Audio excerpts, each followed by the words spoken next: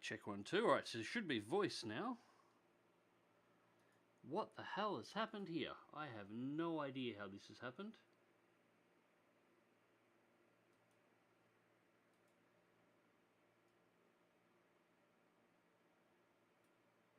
Alright. Cool, so I've been talking since the start of the stream, and nobody has heard anything. Yep, this is definitely one of my streams. Can everybody hear me now? Yes? No? Let me know in chat, just to make sure it's working fine before I continue on and make any more of a fool of myself. Game sound will be rather quiet, because you've only got the ambient sound on the menus here at the moment. God, I hope the mic's coming through right now. There is sound now. Okay, cool. Alright. G'day ladies and gents, and welcome to Battletech Advanced 3061. Yeah, that's rather embarrassing. So, as I just explained and didn't realise that you could not hear me in the slightest, because for some reason in the last second, OBS has decided to select a different microphone, one that doesn't actually exist. So, fair enough. Yeah, back in the channel, it has been a while since I've uploaded anything, because I have not had access to this channel for a while. I'm still not 100% sure on what happened, because dealing with Google and YouTube is a pain in the ass. I feel like most of the time I've been corresponding with bots. But it seems that somebody tried to log into and try and take my channel. This happened about 6 weeks or so ago. Now, they didn't get the channel, but they managed to trigger the two-factor system on the channel, my two-factor securities. And what happened was that YouTube just locked down my entire channel from everybody, including me. So I haven't been able to upload shit or even comment on any of my videos, see what people have been sending me outside of trying to scroll through videos. No access to the channel whatsoever. I've been working on it for about 5 weeks to get it back. So we have finally got it back. I got it back a couple of days ago, and I figured my net's actually okay at the moment, so let's stream some Battletech. So, this is Battletech Advanced Universe. This is a bit different to the mod that we ran the last time we were doing the streams. So this one starts in 3061.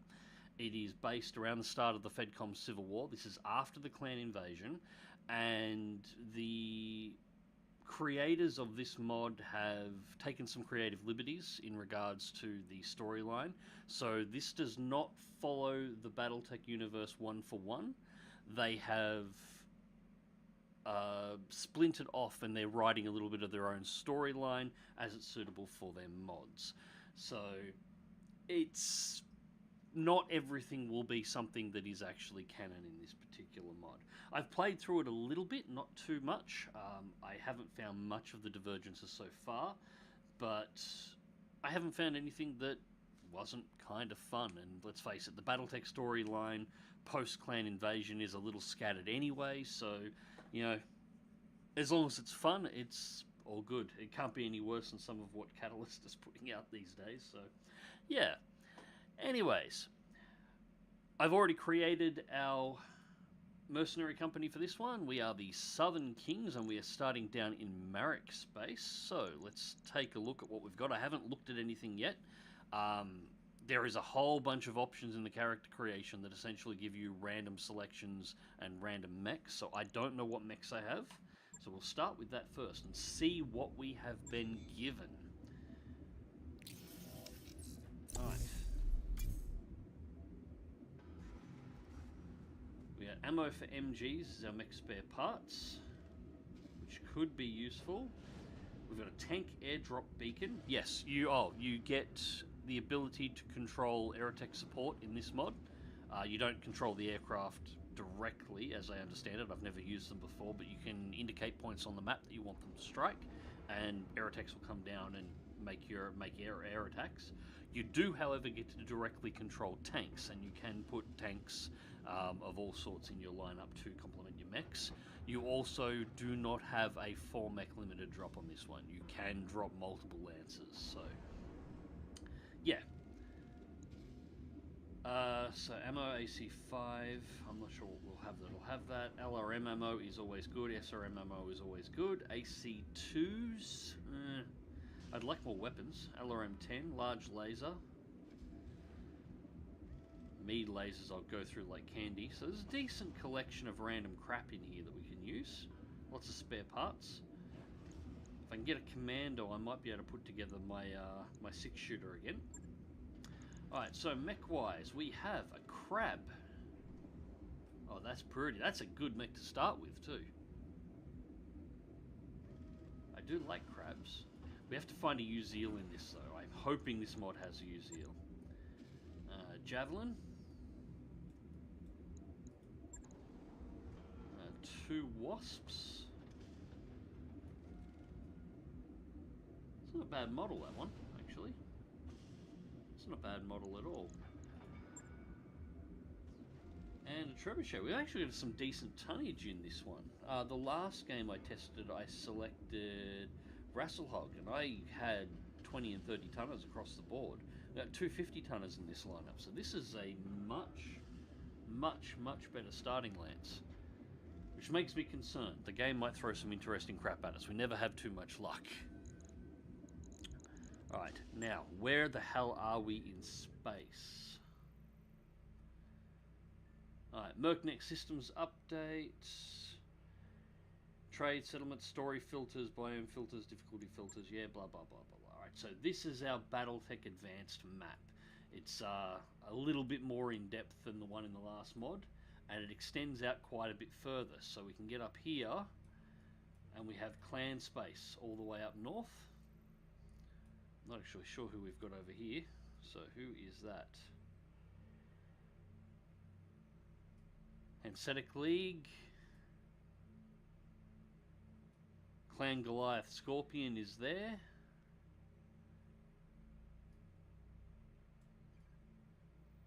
Niva Castile. Yeah, the purple one all the way there. Way Station. Yes, we extend all the way out into clan space. And because we're starting post-clan invasion, we actually have clans already on the map. So we can see we've got the clan wolf invasion corridor here. Over here, this will be Ghost Bear. Jade Falcon is over here. Rimworld's Republic's all through there. This is obviously Draconis Combine through here. We've got our logo up in there as well. If you look closely, you can actually see the logos for each clan embedded on their area and in each faction. And we are down here in Marek space, and that is a really unusual place to start.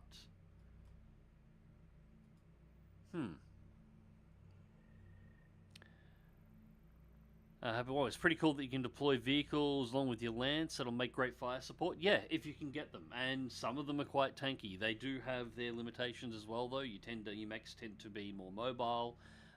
They tend to have better accuracy and better targeting, so on and so forth. But your tanks can be quite, well, tanky if you can get the right ones. Uzeal will always be the bad guys. Mech Warrior 4 Vengeance Intro Torma. Hey, Uzeal is my favourite medium mech for the Innisphere. I love those things.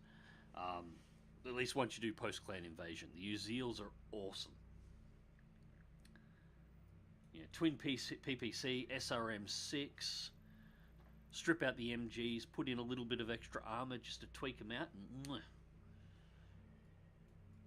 so a 50-ton bloody Warhawk, or a not quite an awesome, but with all the mobility, they're great. Leave the jump jets on them though. Alright, so where are we going to go and what are we going to do?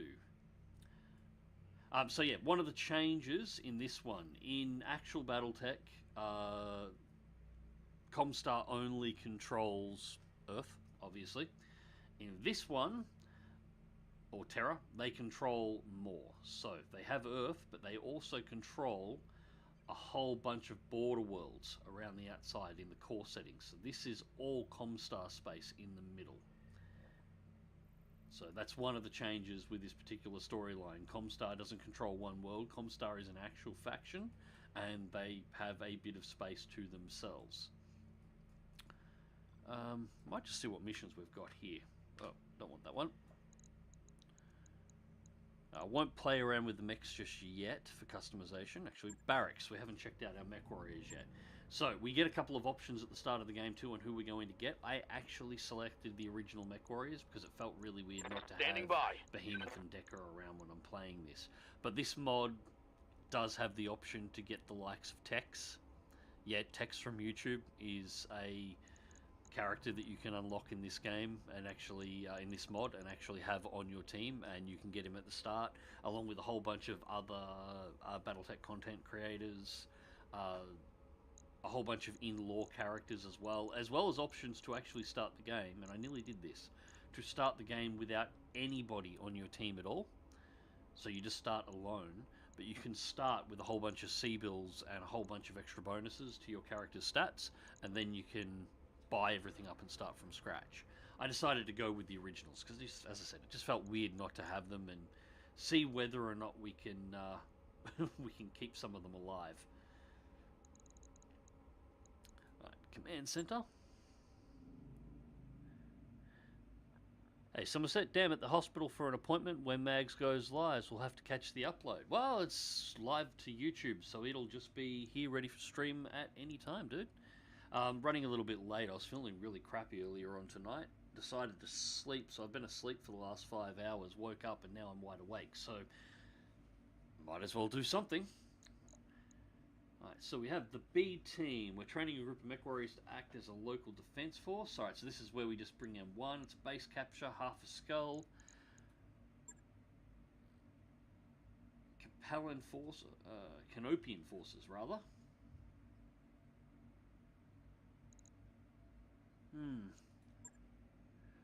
We'll probably do the half skull just for a nice warm-up. That'll be nice and easy. I'm not expecting much salvage out of this, so I'll just take all the money and start padding ourselves out. We've only got 600,000, so we'll just take the lot. Because we only have to put one mech out, so I can just take the crab out for a spin.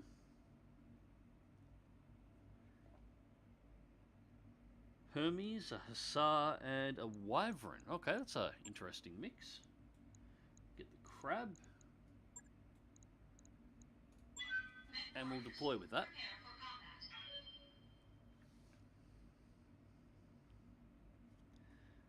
So how have we all been, guys? A perfect time to stream for me. I'm still at work. Nice to run the stream in the background. Awesome. I'm glad I can meet up with some... meet the times for some of you guys. I wasn't sure about it, but the net's running okay. I've got the channel back. I was nearly going to stream MechWarrior 5 Clans. I've forgotten where I was up to on that uploading videos. So I was thinking about just starting the entire thing through and just streaming the entire game from start to finish to actually complete it. Because between... I got behind due to a couple of things going on with work on this end, and then lose the channel lockout and everything else happening. I've just lost completely where I'm up to. Same KCD, I think I know where I'm up to on KCD, but yeah, Battletech MechWarrior Clans, I've completely lost my place on. So it just might be better just to schedule out a 5 or 6 hour stream period and just bang through the missions. It shouldn't be that take me that long or be that hard.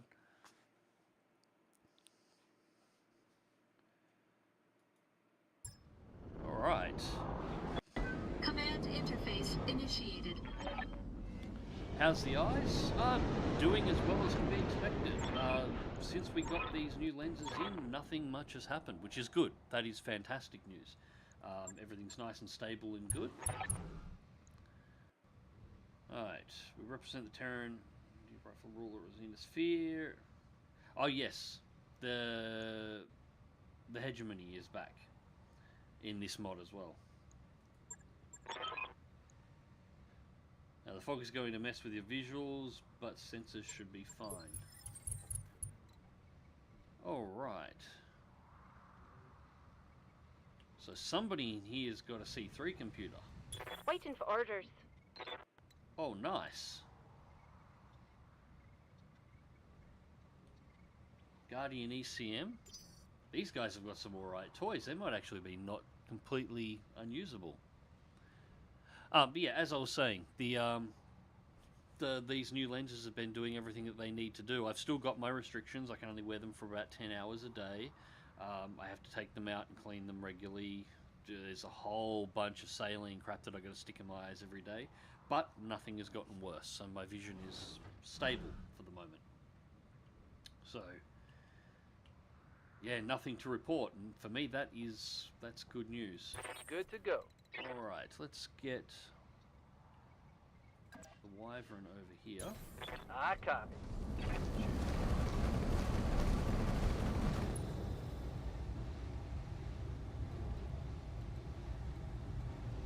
Yeah, that is a pretty good little model.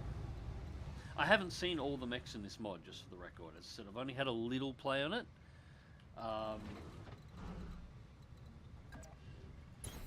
So there is, God, I don't know how many. There's a couple of hundred mechs in this now. Not counting, then there's vehicles on top of that as well. So I have not seen the models for them. I'm not entirely sure exactly what's there. I do know all the clan mechs are in this one as well, obviously, because clans are a faction. Part of the reason I selected Marek is because we can work our way up to clan space and start fighting Jade Falcon and Wolf. The clans are brutal. I have had a round against the clans, and I consider myself reasonably good at this game, and I got my ass flogged really hard, so I'm going to have to do a little bit of a build-up as we progress our way north. Roger that.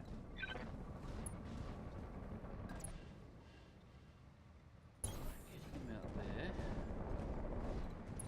I want to keep the Hermes close, keep the ECM off Hermes. I'm there.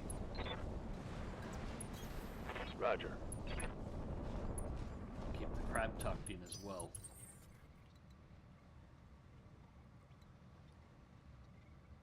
I wouldn't mind watching some MechWarrior Clans. I'm not familiar with the story, but I know you play Smoke Jaguar. Yeah, it's got a lot of flaws, of course. It's a I'm ready. Piranha-made game. It's probably... what I said during the videos that I was making the last time still stands. It's probably the best MechWarrior game that Piranha have made, but it's still the second worst MechWarrior game that's ever been made.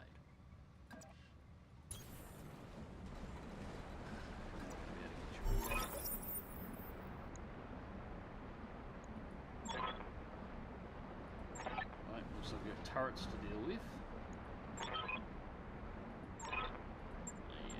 They're all having a sook because they're about to get shot at.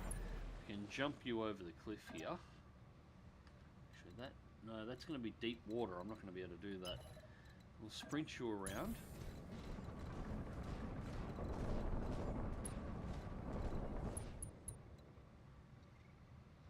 Marsh. Stability damage, reduction from all attacks. Yeah, we'll take the risk. Copy that, Commander. We'll get the crab. Slow down by the water crossing. Keep them under the ECM, the turrets may not be too much of a problem.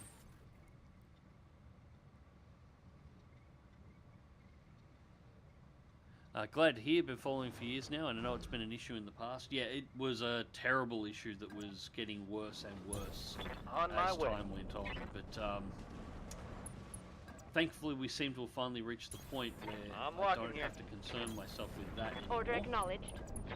Or no more than, you know, having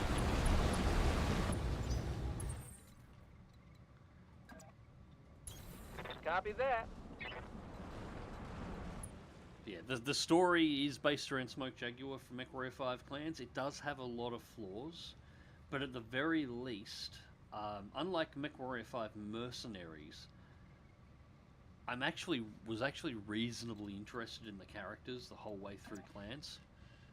There was nobody I gave a shit about in Mercenaries in the slightest. Unfortunately, while it is probably the better of the two games from a mechanics and graphics standpoint, it's not going to have the legs that MechWarrior 5 has, which I think they're already finding. The advantage that MechWarrior 5 Mercs had was that it was an open world game. 10-4. You out wide, so it's going to leave you exposed. That's okay. It was an open world game, so modders could play with it very heavily and insert their own campaigns. They could build their own sensor trace. Looks like enemy reinforcements. Just land right on top of me, why don't you?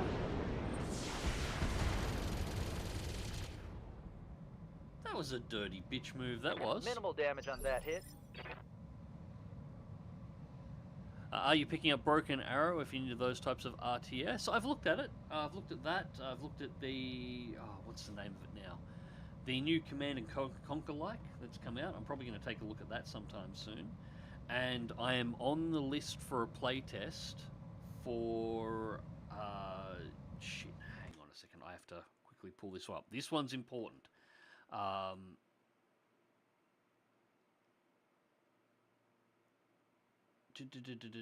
Sorry, I'm just looking at my wish list on Steam here at the moment, so I can pull up the bills. Engines of Destruction, EOD. Somebody is building a... it looks like they're trying to build a proper MechWarrior game. Essentially addressing all the complaints that I had about clans. So you're in the cockpit, all of the UI is actually on screens inside of the cockpit. It has VR supported, it has TrackIR supported out of it, all your joystick and HoTaS options as well. Somebody's trying to build a proper MechWarrior. I'm not entirely sure what their long-term plans are for it at this point in time, whether or not it's going to be a just a multiplayer only thing, or if they're going to put in a campaign. I'm really hoping they go for the campaign, because it does look like a really cool little world. But yeah, doing everything that Piranha should have done. So I'm hoping we'll be able to show some of that soon too.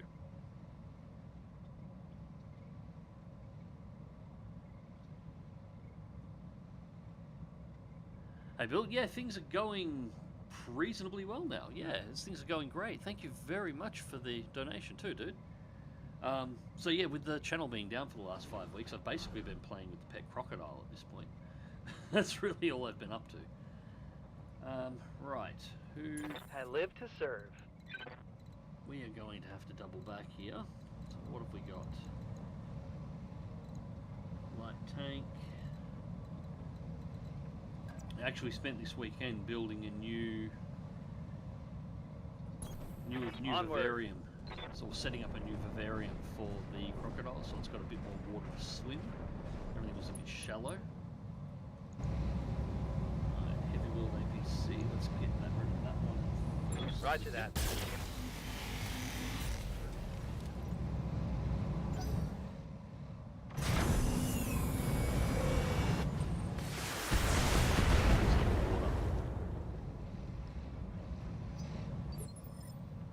Would you consider doing your War Thunder vehicle reviews again, or is War Thunder something you won't pick up? Well, I've still got War Thunder installed in the background. I still play it every now and again, but I'm very out of practice. I have been thinking really hard for quite some time about doing videos where I'm just talking about the aircraft, potentially using War Thunder as a background to see some of the rarer aircraft, particularly ones that you cannot find, that are no longer flying anymore, that you couldn't see anything like. And actually talking about the history of aircraft. But the problem with War Thunder now is I don't like what they've done to the game. A lot of the gameplay is now really shitty. So, I mean, I could review the planes, but my conclusion, if I was going to do it that way, talking about the aircraft, would often come down to, this is a fantastic aircraft, it's just a shame it's in War Thunder.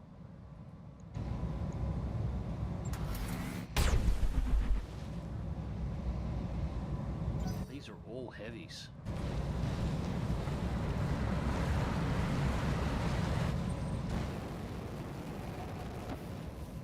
Most Aussie thing, playing with a pet croc.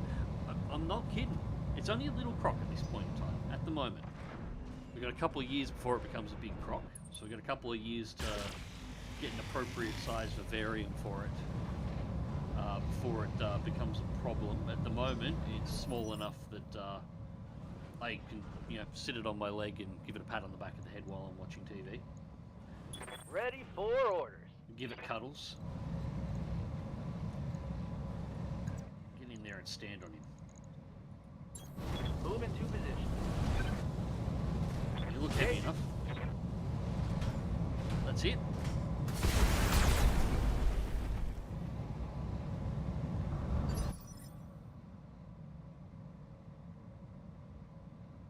Yeah, I heard Clans is a lot more linear compared to Mercenary. That and the storyline tries to make Smoke Jaguar more sympathetic somehow.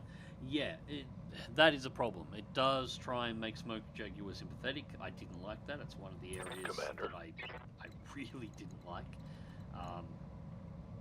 Smoke Jaguar are arseholes. They should have just played them as being arseholes. Putting my weight in. But yes, it is completely linear. It's a straight storyline. There's no open world. Play through the campaign, and that's it. There is a multiplayer session, but it's a pure. The multiplayer option for it is pure like arena type stuff, like 5 type stuff. My armor's getting stripped off. These guys are kind of assholes. I await your command.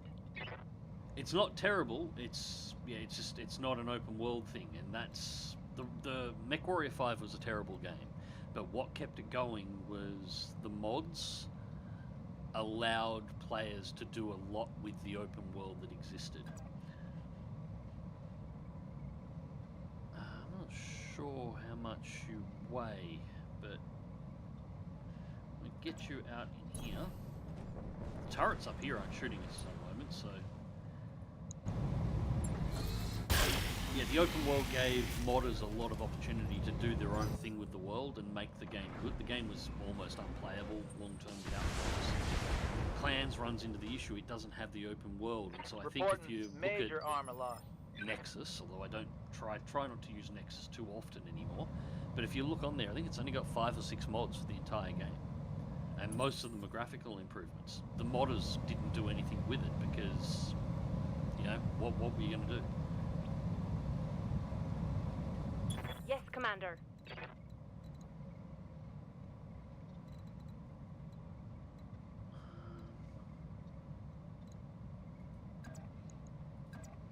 Getting on the melee attack from the enemies in there, although it's a little to the light side. Targeting for physical attack. I heard the last War Thunder update broke half the game. I don't know anything about that at all. War Thunder to me nowadays is basically I've got my good mate Tal. Every now and again I get a chance to catch him and I jump on with him and we shoot some shit down, either in tanks or planes. Nobody plays ships. Systems, hold it. And that's it. We play 5 or 6 rounds and call it a day. The last sort of binge I had on War Thunder was late last year. And I just got it into my head that I wanted to unlock the Japanese Type 10, so I went down the Japanese tank tree and unlocked all the way to the end. But that was out of pure boredom more than anything else. We are going to have to get you back a couple of steps. I don't think your melee is going to be enough, Wyvern, but you should be able to kick some shit out of this guy here.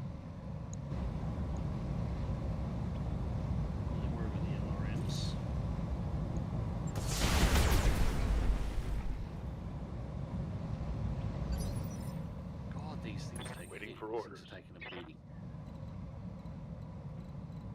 This is the advantage of the vehicles in the game. They're not particularly mobile. Moving out. Try and get you on the side. They can be pretty durable. So they can be useful to actually get a couple of to be able to deploy in just a tank shots. Particularly if you can get the heavier on the assault tanks.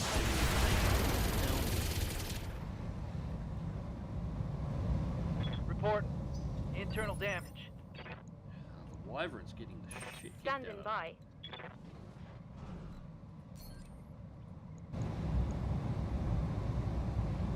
Roger. Good to go. Nice. We've got one of them. Looks like I'll need a new target.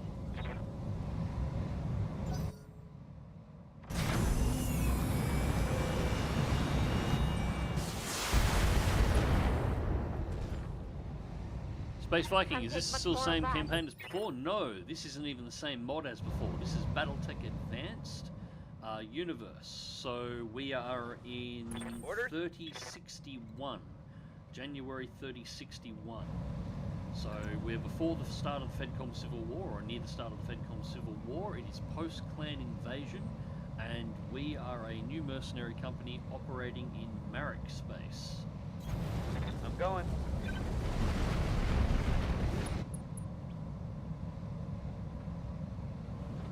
What have we got here? So this is our very first mission as a company, or as a mercenary company. Really want to get rid of the SRM boat. Welcome to my Alpha Strike. That has to go next, because the SRMs are just nasty.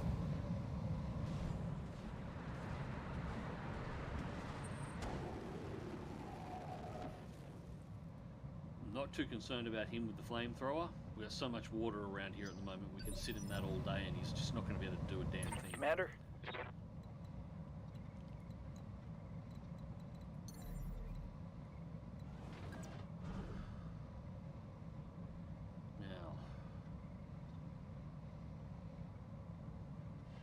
Present right, since his left side's been completely opened up. Jump it.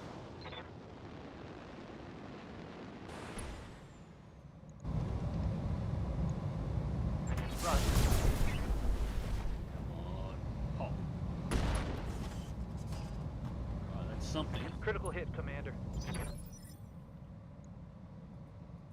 Ready for orders. Move order received. We lose our bonus if any of these guys are destroyed, so... There we go. Let's go. I hope we can salvage that. Crab for the win. Let's go. Also, the action sound is a little loud. Okay, I will adjust that right now. Cool. And... hopefully that's a little bit better. Let me know. I'll turn it down a little bit more if you need me to.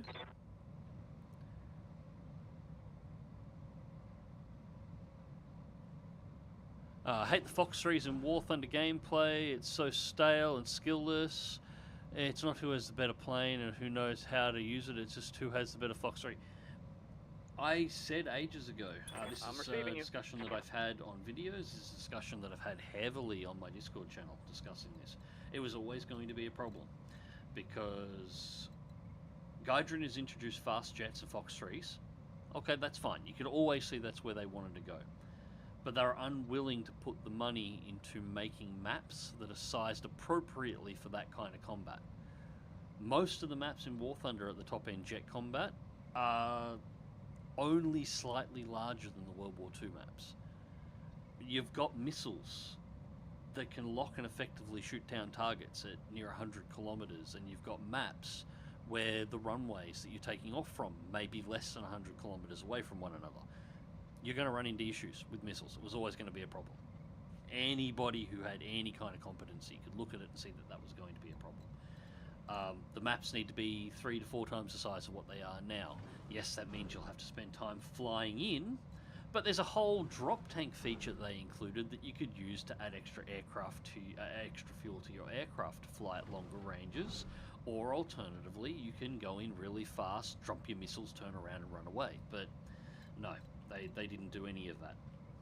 And so, yeah, that was always going to be have a negative effect on gameplay. On my way. And it'll only get worse because you're going to get, if you look at the progression of aircraft that War Thunder's got, you know F-22 and F-35s are going to be coming in along with Su-57. Su-57 will be doled up to be significantly more powerful than it actually is in real life to make it a true competitor to F-22. You can start expecting to see AIM-9X Sidewinders come in along with their Russian equivalents, and they will be comparable to one another, so you're going to have basically unavoidable Sidewinders for close range combat coming in. You're also going to get later models of the AMRAAMs included as standard, and the aircraft are going to be carrying more and more missiles over time. The F-15EX, is it the EX? 16 AMRAAMs. You know, these are the aircraft that Gaijin is going to add next. They will be in there, and so it's just going to get worse. I mean, just picture the EX going in with 16 Fox 3s. You're going to have teams that consist of nothing but F-15EXs, and it'll be a race to see who can dump all of their missiles at the start of a match. I'm here. And that's just how it's going to be.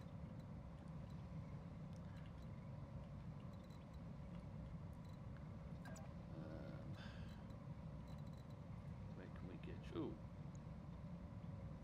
Okay, not sure what the hell that was. We might get you.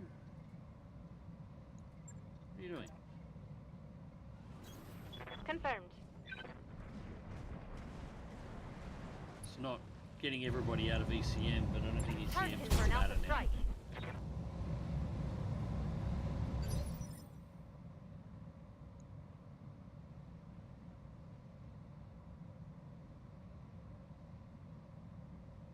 The maps are still an issue. Yep, the maps have never stopped being an issue. They've always been an issue for Gaijin. And it comes down to what money do they want to spend. They don't want to spend the money on developing maps, because developing maps is actually fairly expensive. Copy. Making a plane is relatively easy. You've got a model to work from, you've got a whole bunch of stats, probably taken from Wikipedia, Neck warrior. in order to establish what what you the got. plane's going to do. The models, the flight models for War Thunder are not overly complex, so it's just put the figures into the slots to control how the aircraft go, and it's not a whole lot of figures that they need to make it work. You can get an external party to model the 3D, to make the 3D models, which they do. Gaijin doesn't, as far as I'm aware, Gaijin doesn't make the 3D models for any of its aircraft anymore. It outsources them to 3D designers and gets them to make them, including the textures. So all the planes are made externally now for the 3D models. So they just order those up, nice and simple. Making a map, you've got to model a terrain that's interesting. You have to texture the terrain, place targets. You have to work out flight and gameplay balancing. This is why there are very few maps that get added into the game. And the bigger the map is, the more complex it is to make. And so Orders. they just don't. They want, every time Gaijin invests on a new map, they need the map to be able to be useful for the widest majority of gameplay that they have available, because of how expensive it is to make. Hell yeah. The problem is that jet combat, modern jet combat, needs a map that is so large that it would be impractical to put anything else other than modern jets on it. Even first generation jets would be incredibly slow. Think flying biplanes on Spain. Reserve biplanes on Spain is what it would be like.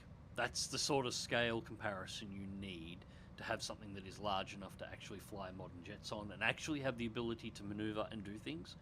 And they're not going to make them. What's the most interesting fictional conspiracy theory? Ones that are real in setting don't count. It has to be 100. I'm not sure what you mean by the question.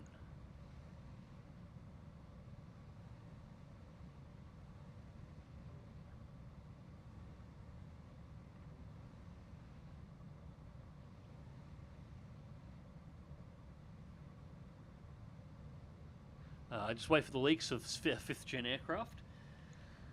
I'm not sure it matters. China's bought most of the leaks already, haven't they? Yes, Commander. And then most of their stuff's already been leaked as well, so...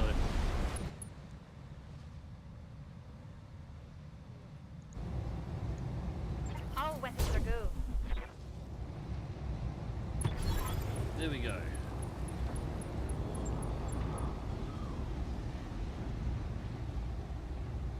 Okay, was that it?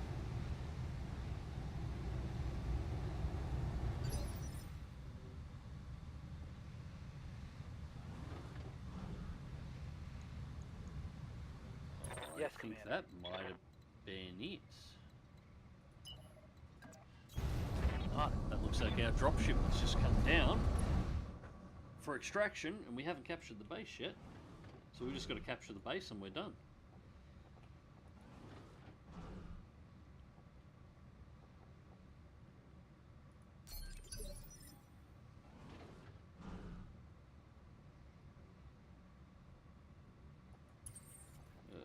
Yes, Commander. Going full throttle.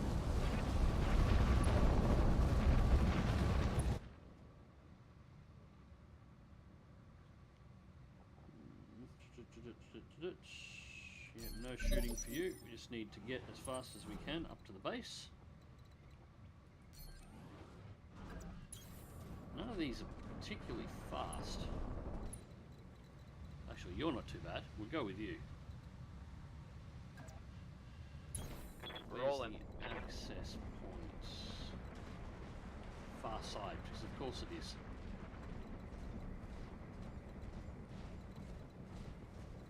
Faster to go around that side. 10-4.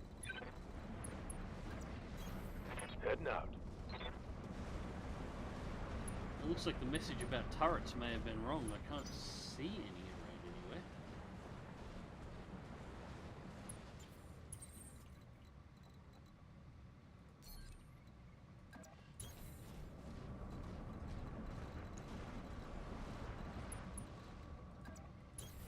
I'm your spaniel.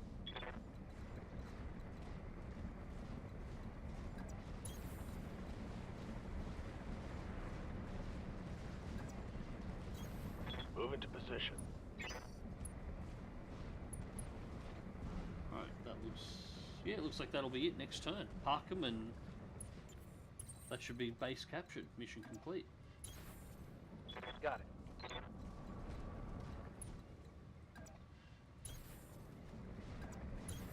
Order acknowledged. And we should get full bonuses for not destroying any vehicles. Well, that certainly was an experience, Darius. I think we should get hazard pay for that kind of a mission. Hey, their mechs took all the damage. Successful. We only sent the crab, but I don't think the crab got shot once.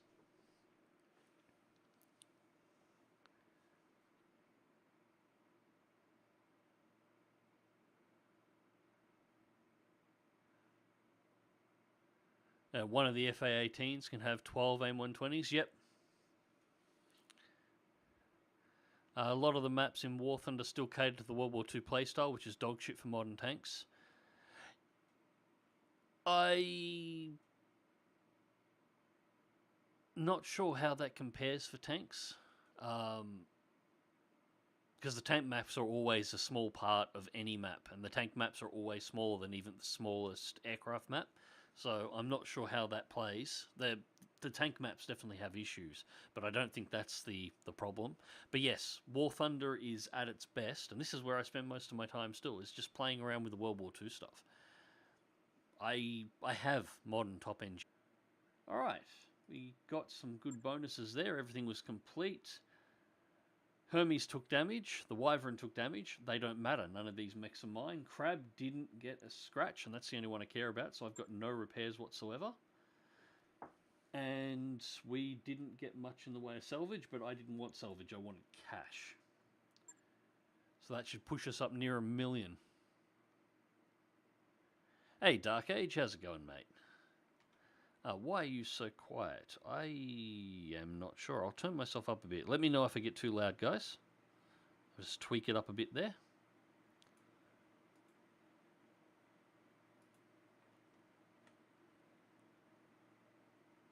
Alright, hopefully that's a little bit better. Yes, I am still alive. As I explained at the start of this, I actually haven't had access to my account, my YouTube account, for 5 to 6 weeks.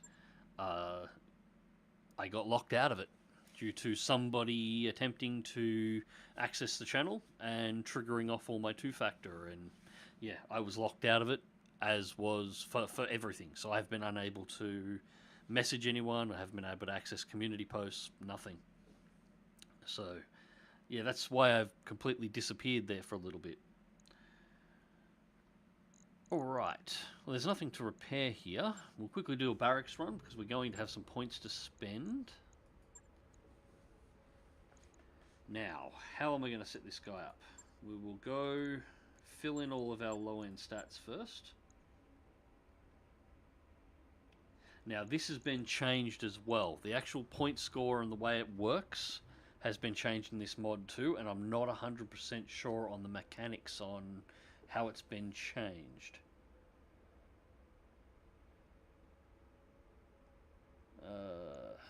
So we actually have extra skills now as well, so rather than only having 2 skill sets, we've now got access to 3 that we can go through, and there are changes on how it functions, so this is going to take a little bit of learning.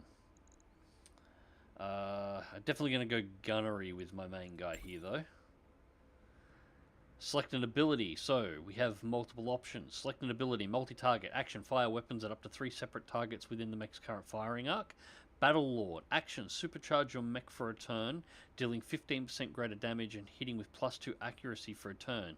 Generates an extra 30 heat this turn. 3 turn cooldown, does not end the turn. Costs 20 resolve to use. Intensify firepower, action, cannot be used if you have moved this turn. Intentionally pillbox this tank. That's Battle Lord is a tank one. Losing all ability to move this turn. In exchange, gain 30% damage for his turn. 4 turn cooldown does. Alright, so the third one, this one here, is not for mechs. Your third option is for tanks, because you will have pilots for tanks in this as well. You don't just apply them without. You've actually got to have somebody driving them. So there's a specific skill tree so you can deck out your tank commanders. I think we will skip multi-target and I will go for Battle Lord. 20 resolve to use, but 15% greater damage and +2 accuracy for the turn. That sounds like the kind of ability you pop and then alpha strike somebody. So I'm going to go for Battle Lord. Waiting for orders. Right, do we have any other points to spend Standing on by. anybody? Decker's gunnery up. Mech warrior training complete. I hear ya. Glitch does not. Yes, Command. Aye, aye.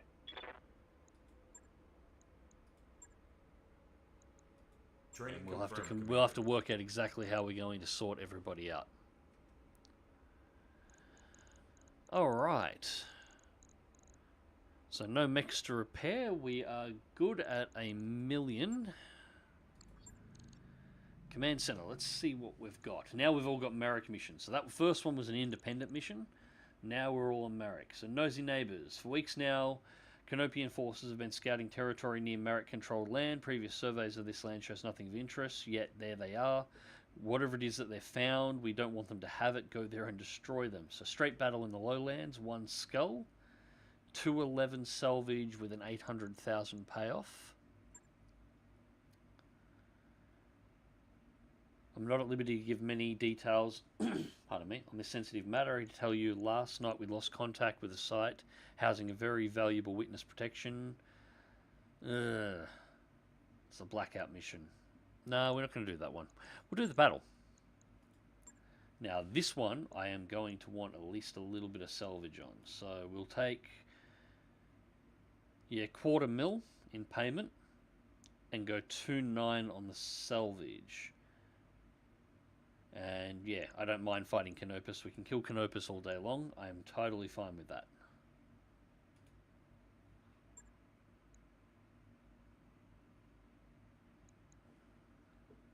Alright, so get me up in slot 1 in the Crab. We are definitely going to bring the Trebuchet in 2. Scorpion Mark II is our ground vehicle, but we don't have a dedicated pilot for that. Though it's tempting to bring it just because it's got extra tonnage. What its weapons? Ultra AC5.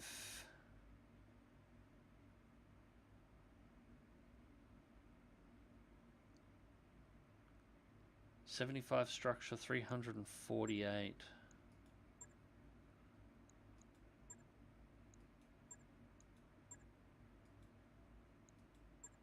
It's more heavily armoured than the Javelin and the Wasps.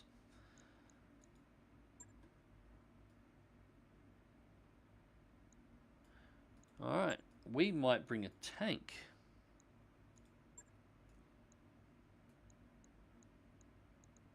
Now, who am I going to... Behemoth is going to go in the Trebuchet. We will put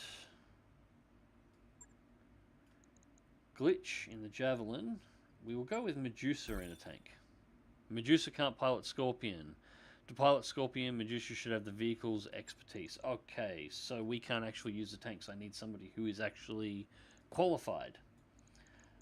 Alright, in that case, I'm going to go Decker in the Wasp, because I do want Decker to be my scout pilot. Alright, so that's 4 up for Lance A. We've only got 1 Lance to drop. Oh no, we can bring additionals.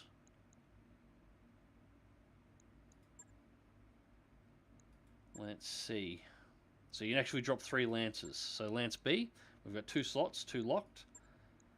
And then Lance C.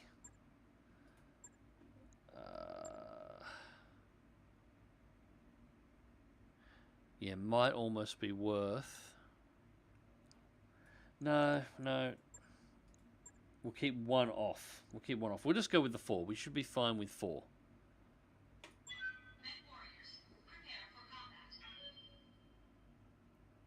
War Thunder is most fun with 4.0 less air, arcade, and realistic ground up to about 5-ish. Well, it's debatable. I'd go a little bit higher than that, and I like realistic air as well. So, but yeah, early to mid tier, anything up to entry level Gen 1 jets. War Thunder still works fine because it basically all works on the same mechanics. Once you start going into supersonics, things start unraveling very, very, very quickly.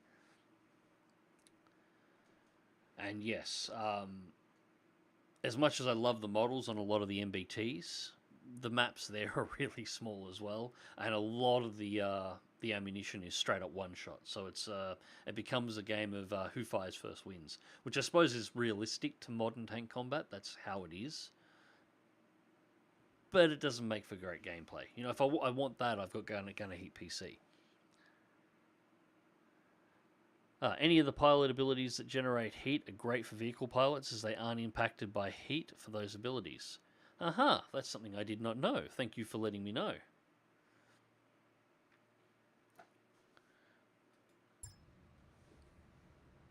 Command interface initiated. I will have to get myself a tank pilot so I can get that Scorpion up and running. You've arrived in the region where the enemy was last detected. Move forward and clear them out. I'm not 100% sure on what they are. We shouldn't let any of them get away if we can help it.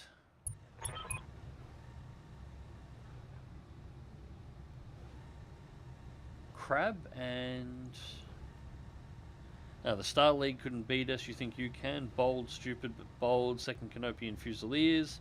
Show this fool the error of his ways. This is some strong wing commander. It's buffeting us pretty hard. Be careful your mechs aren't blown about, and keep an eye on your artillery shots. They might get blown around as well. So there's map modifiers. There is a lot of new map modifiers. Oh, no, these are mine. Okay, these are my mechs. I thought we were getting a look at theirs. Alright, so they are a ways out there. I will get us together. Coordinates received. Uh-huh. Coordinates received.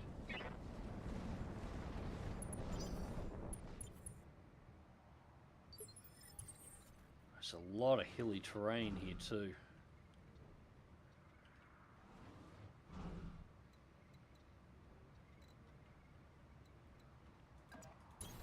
Copy that. We will get... Location confirmed.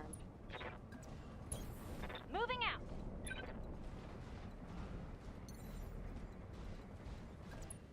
Copy that. Decker jumping and get him to do some of this scouting bullshit. See if we can find out where they are. Should we come to think of it, I'm not entirely sure how the evasion works in this mod either. Got it. Hopefully it works like Battletech Extended. Got it.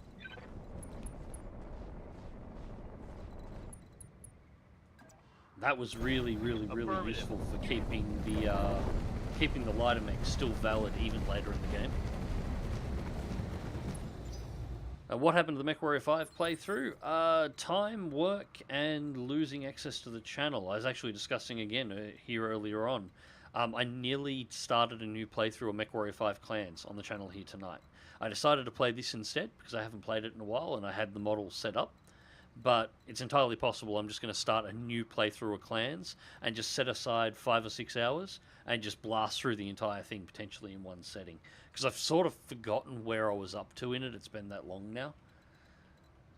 Yeah, just got caught up. I remember where I was up to in KCD and I want to try and get that back on and running. But yeah, I think I'm just going to blast through Clans and play the whole thing. You know, 1 or 2 streams and just knock over the entire thing.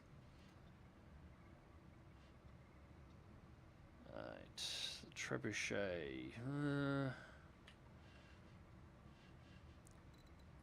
Let's get him over here. I'm reluctant to extend just yet.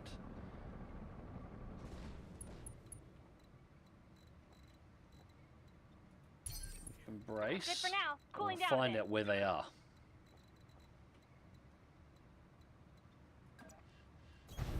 Position confirmed.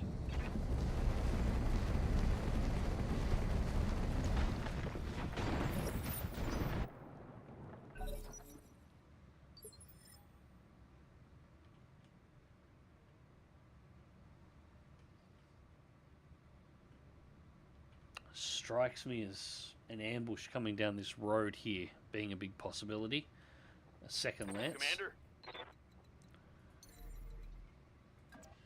Firing jump jet.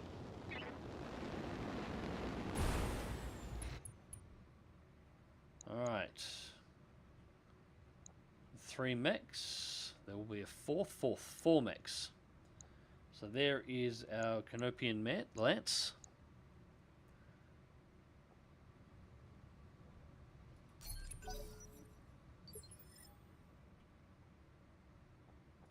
Good to go. Alright, want to leave... No, everybody can stay exactly where they are. Resting my neck. Good to go.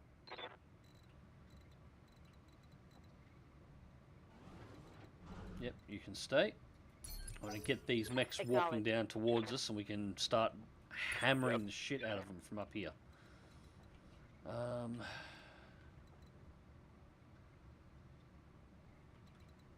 There's no really good spots to put you.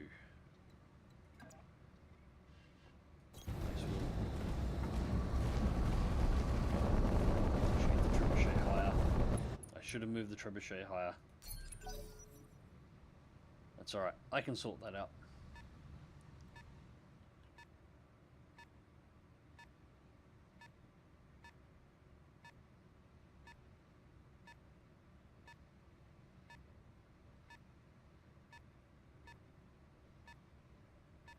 Come on, somebody come into line of sight. There we go. We have a winner. We have a stinger.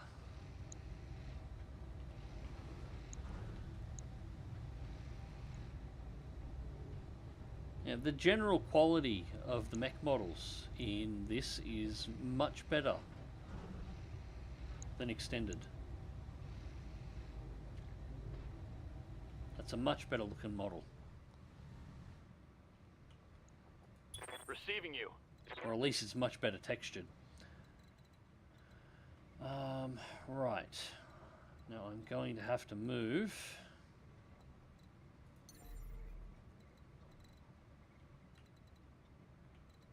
Get where I go to get maximum evasion. 4. And get 6 to there, and that should light 2 targets. I copy.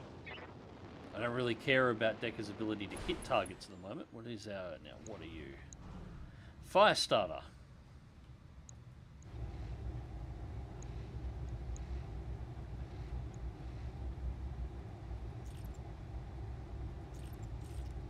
Yeah, I'm not even gonna fire your guns. You can just brace.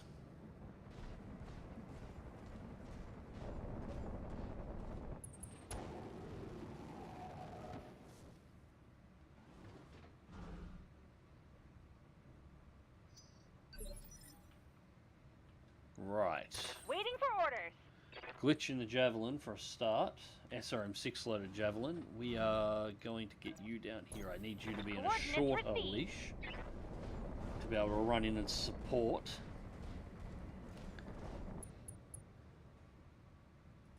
That's about all you need to do.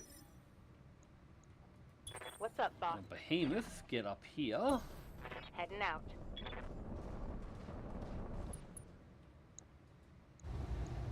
With the LRM-15.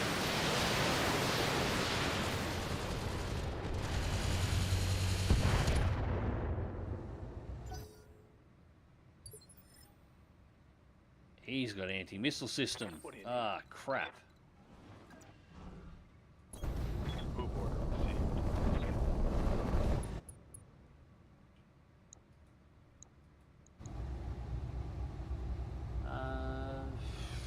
Low chance to hit, but I might as well give it a shot. Hey, we actually got some hits. Nice.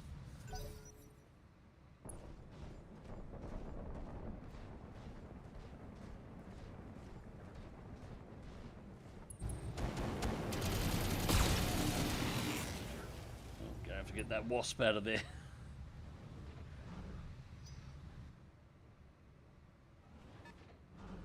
Poor Decker. Once again in a beer can that's got slightly more armor than an elemental. What's up, boss? Yeah, this is very much a runaway. Runaway, runaway, runaway, runaway. Where are we going to run to? Actually, we can jump straight across, get 6, and we can get the evasion out of the evasion bonus out of the forest. Up high.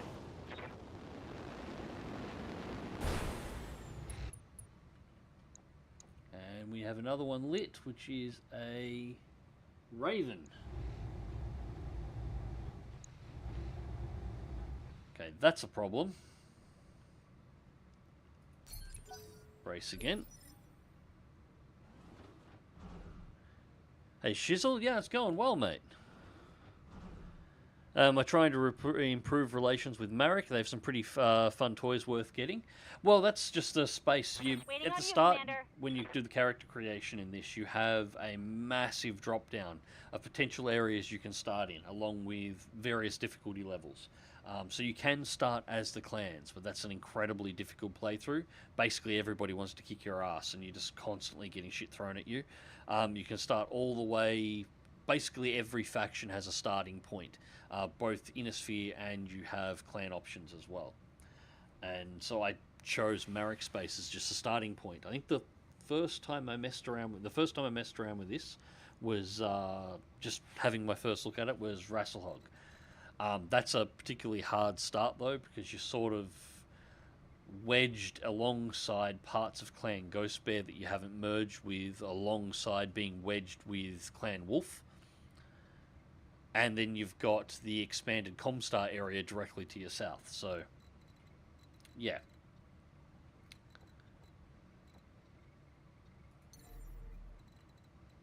Let's do a bit of a jump to there. I'm not going to be able to hit anything, but keep him in cover.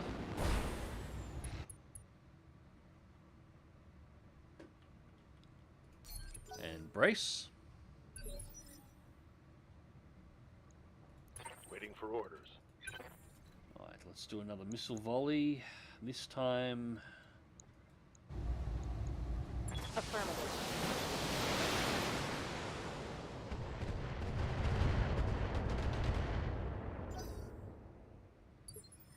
Not much in the way of hits.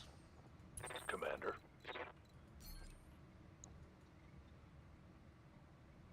Not much really to hit there. Just brace for a turn. Got it. These two will reveal themselves in a second and we can actually ambush them. You should make your very own Steiner.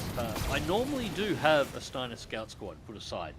I spend time trying to find the atlases for it.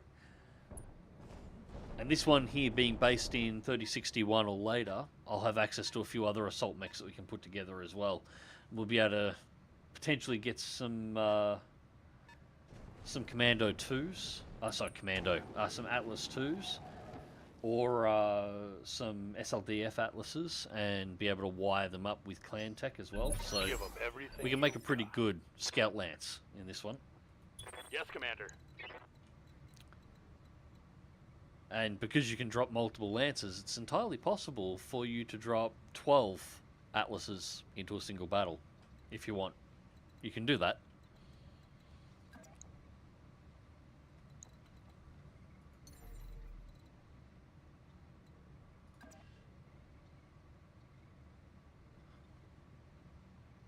We're going to lose the bonus Roger that. for being in the forests. But I'll take it for the rear attack bonus. Confirmed.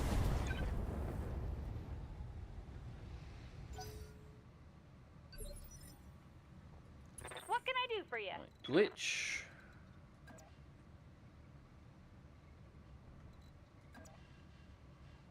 So you're going to have 3 evasion. Don't We need to need to tell get me this twice. start laying into this commando now.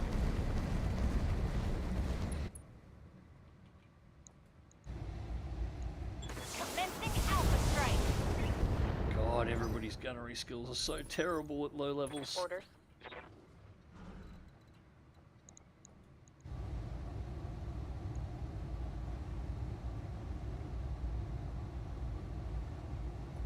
Firing full complement.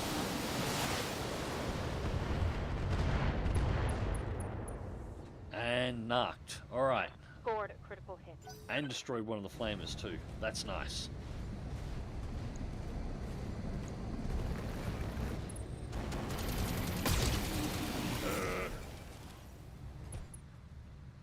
Alright, could have been worse. That got through my armor, Commander. Yeah. On it.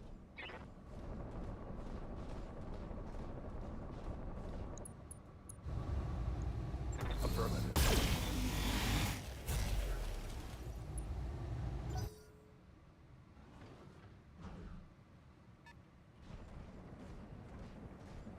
Alright, here comes the Raven.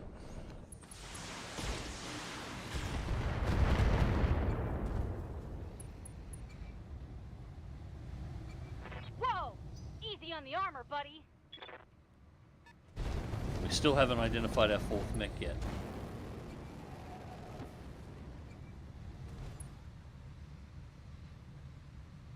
I'm taking a pounding, Commander. My squad's flamer heavy. Mess 'em up good. Waiting for orders. Real flamer heavy. Affirmative. Dropping behind again.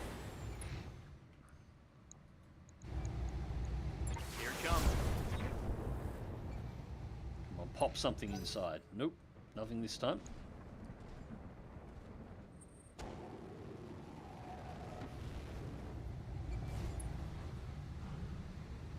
I'm trying to cook the javelin. Commander? Right, glitch. We are going to...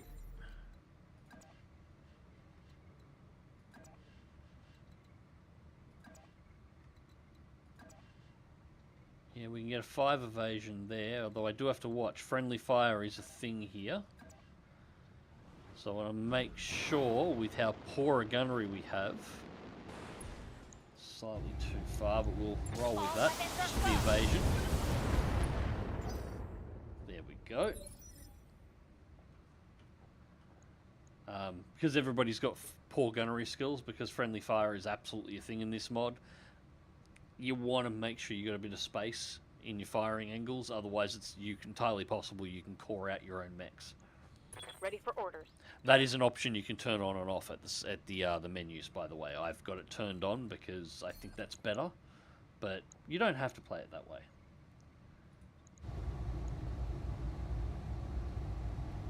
Locking in all Come on, get out of your mech. think I hit something good.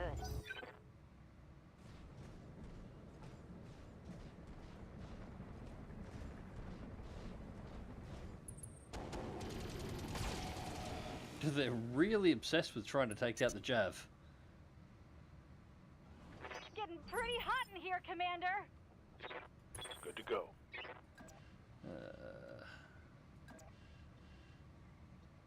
Ooh, that's tight.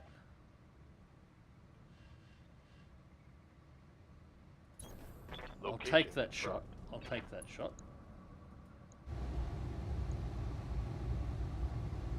We'll worry about the medias, just go for the larges. Got it. Show me your Nice.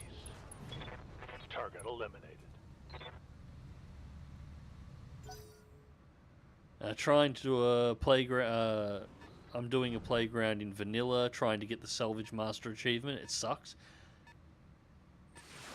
I can't remember if I've got that one or not. I think I do. I think I've got every achievement in this. God damn. I think. Let's do this. I'd have to look it up.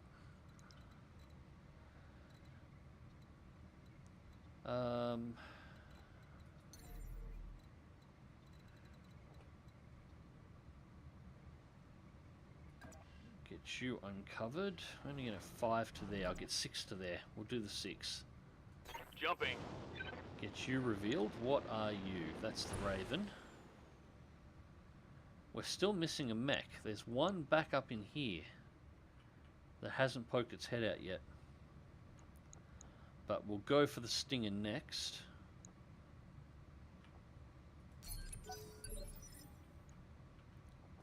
Good to go.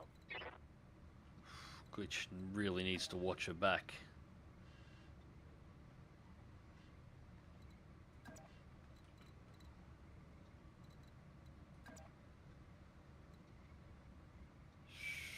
Right leg. Oh, it doesn't really matter with the legs. We'll do a jump.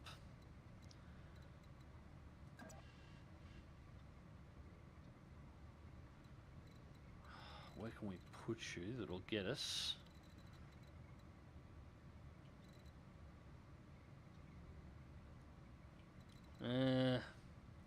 I'm concerned. All the back armor's gone and some of the leg armor's gone, and she's not looking great from the front.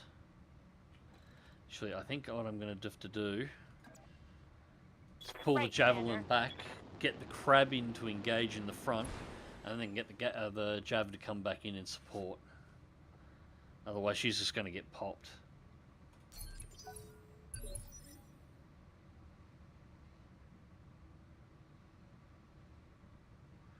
Build 10 mechs from parts with 8 mechs required to build. Yep. Yeah, no, I'll have that one. I've done that. Standing by. Yeah, no, not an easy one.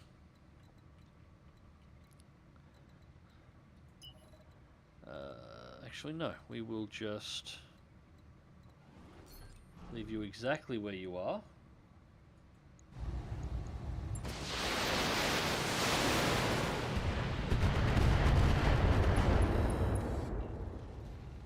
There we go. Solid connection on that one.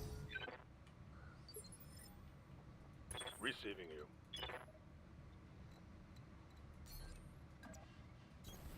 Move into position.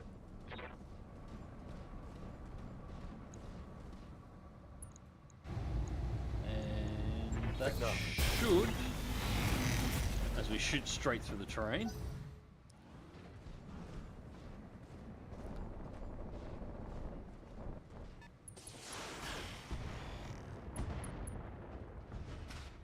Oh, I got knocked. That fourth mech might be an LRM boat. Let's hit him hard. Standing by. Alright.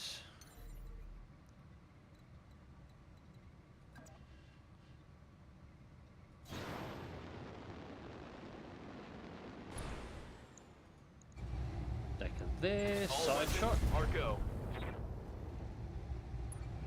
I think that's the first time Deck has actually fired his guns this round. Waiting for orders.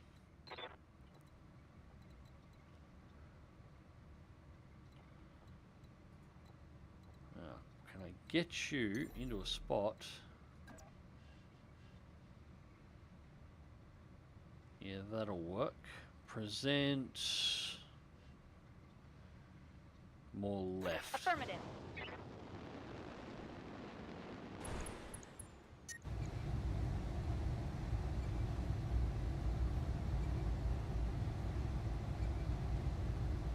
Yeah, it's only going to slightly Firing up. everything I've We'll got. go with that.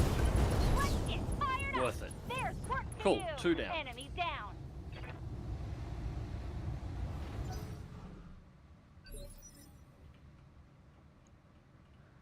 Alright. Orders. Let's get hardball up to engage. Roger.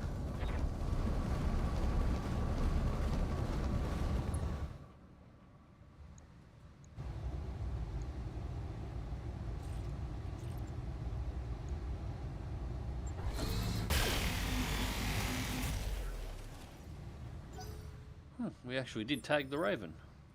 Commander.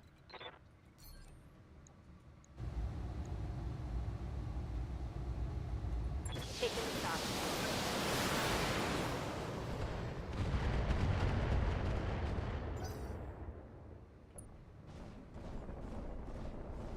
Now, the Raven's going to be a pain in the ass to hit. It's likely got... Although we haven't seen any ECM pop-ups, Hell but it yeah. should have ECM. Ready for orders.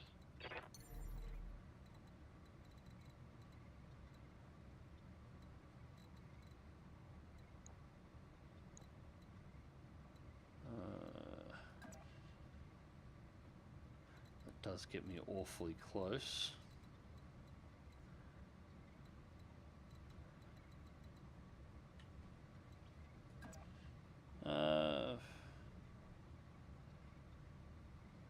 I'll run the risk. I'll take the 4 evasion. Just so I can get some shots in. And there we go. There is our unknown mech. Still sitting up there. Hasn't moved yet. Firing all weapons.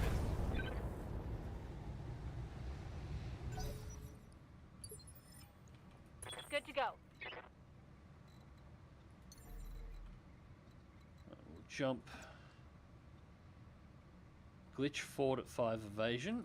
Engaging jump jet.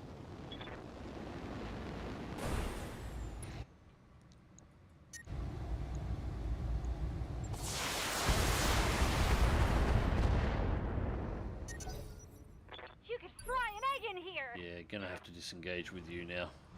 Yes, Commander. Behemoth.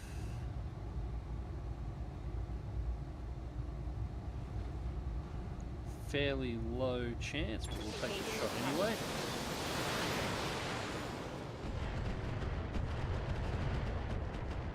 Have to start bringing the trebuchet forward with how far we're pushing up this mountain here. Standing by.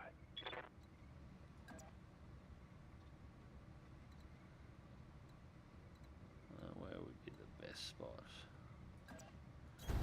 Confirm.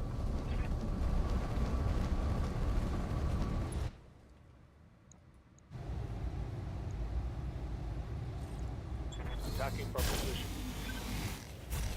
Right, exposed structure.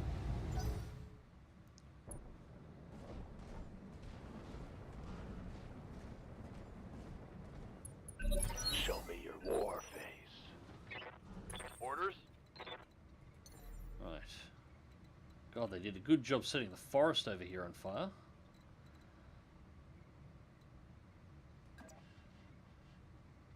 Acknowledge. Jump and cross. Which is actually getting fairly close to IDing what that mech is now.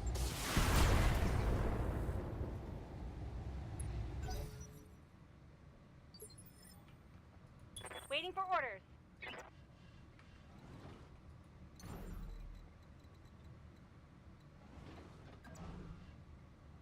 Got it.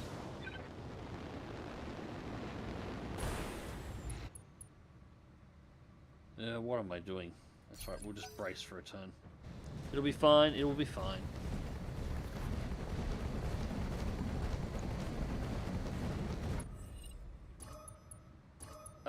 and there's a sensor lock. Okay, that's not going to be fine.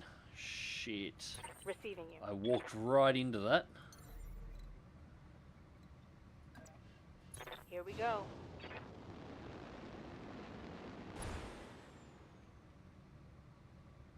That's going to be... Yeah, under 5. Not worth spending the ammo on for that. Ready for orders. We need to intercept the Raven, and we need to find out what that last mech is. So let's push through. What is our last target? It's only a spider. I was worried it might be something big. I was actually thinking it might be something like a trebuchet up in there, but it's only a spider.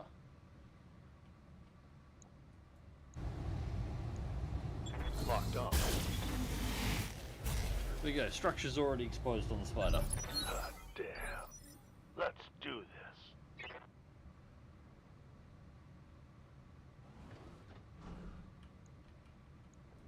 Good to Turns go. out it's just a locust that got stuck in the train. It's not far off. I'm not sure why he's sitting back up there.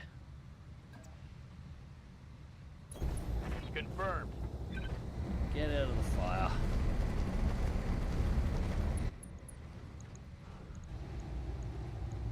Firing. Full complement on enemy.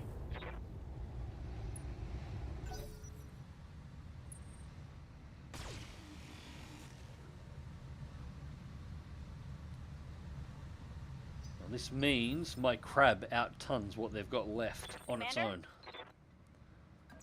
Which is fantastic.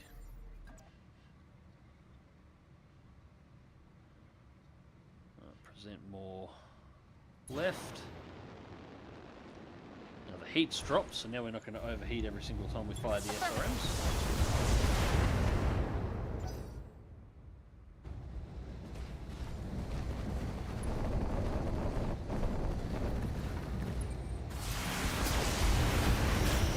Ooh, that's not what I wanted.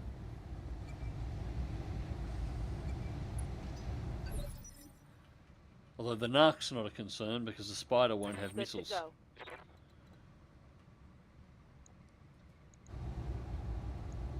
Got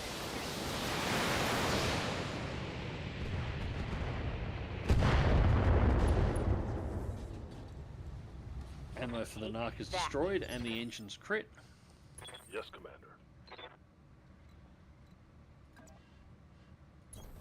Moving out.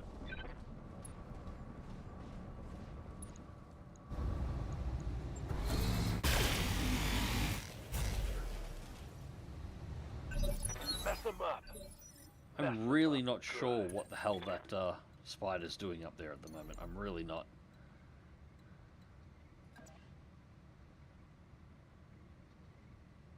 Take 4 evasion land. Roger.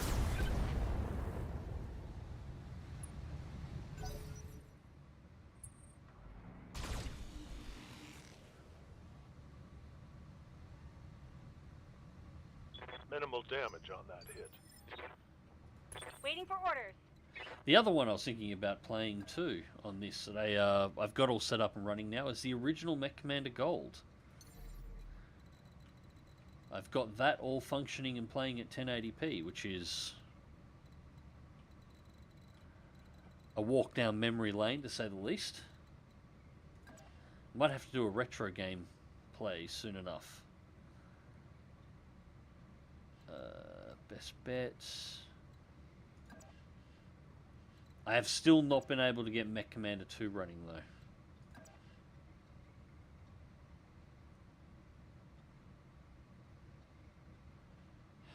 I feel like I'm taking a risk, but it's going to be worth it, maybe. Got it. Come on, That's a get critical Eddie hit. Mech. There we go. Pilot ejected. Standing by. Fire.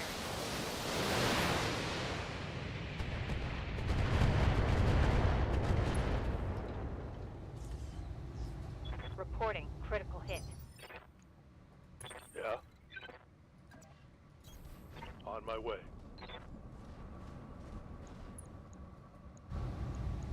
Roger. Give them everything you've got. Yeah, that's Standing by. really weird that he's just stuck for some reason. Engaging jump jets. Has not moved at all. Got it.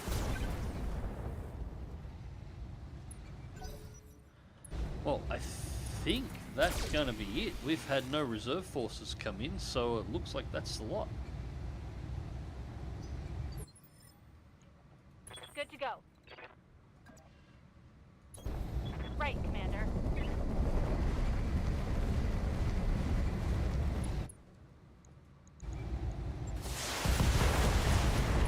Ooh, that was a big hit. It's go time!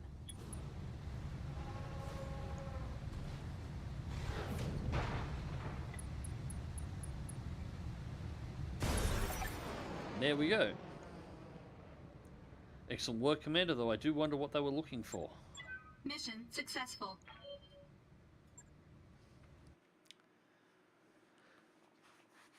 I'm gonna have to tweak that trebuchet with it's got two LRM-15s. Well, if I can get clan LRM-15s, that'd be nice. Or I think weight for weight, clan LRM-20s might fit, maybe, with some tweaking.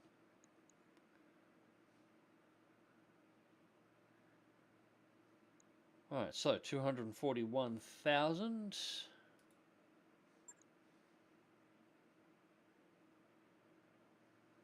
We do have to do some work on the Javelin, but everybody else got out without a scratch. Despite that, Javelin got 3 kills. Now, we only get to pick one, but we got a complete Raven drop.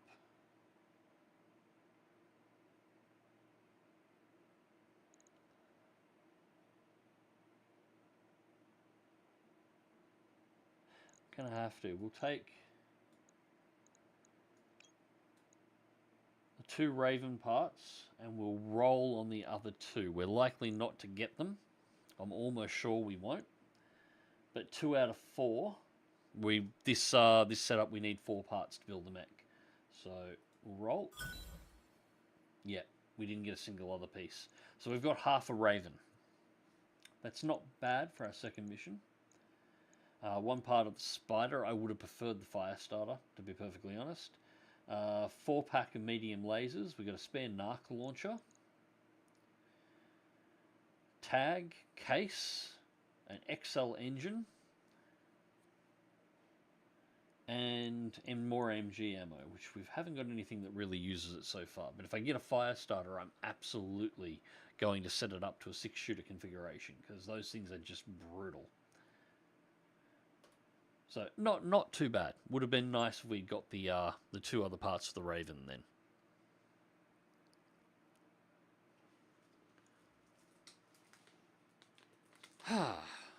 God, what time is it?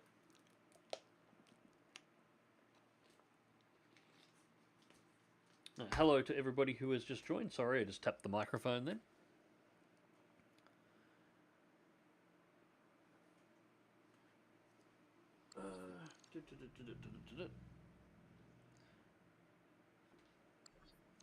There we go. Load times are a little bit faster on this mod than on Battletech Extended as well, I've noticed. Alright, so let's get down to the mech bay and we'll do a little bit of work.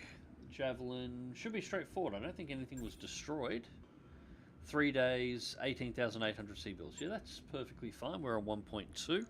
Now, we do need to get some work going on the Argo.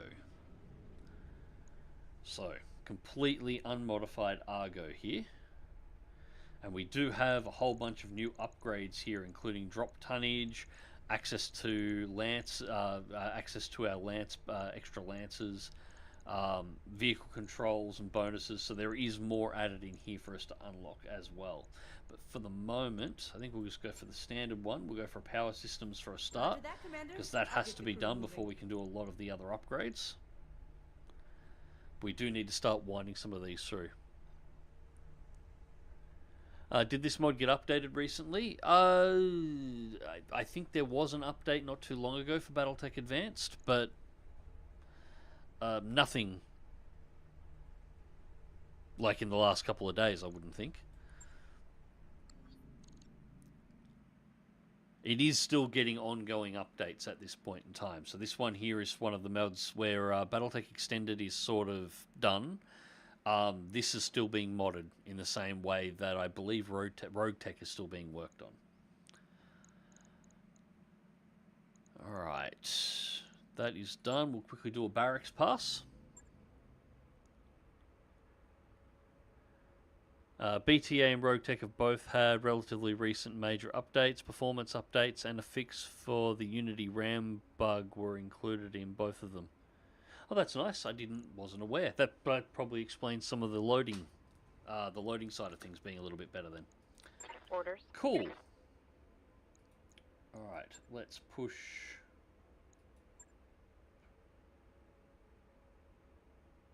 No, we'll wait and we'll get the upgrade to 4 for Behemoth for gunnery, because she is definitely going down the gunnery tree along with the guts tree. Waiting for orders. Decker, I will get your guts for the +1 health. Training confirmed, Commander. Commander? Glitches piloting needs to be improved so you can actually get some decent movement. So as always, I like to level out my first 4.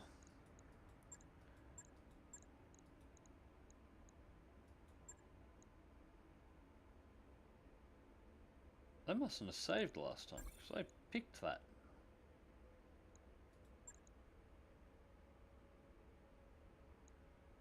Odd. Training complete.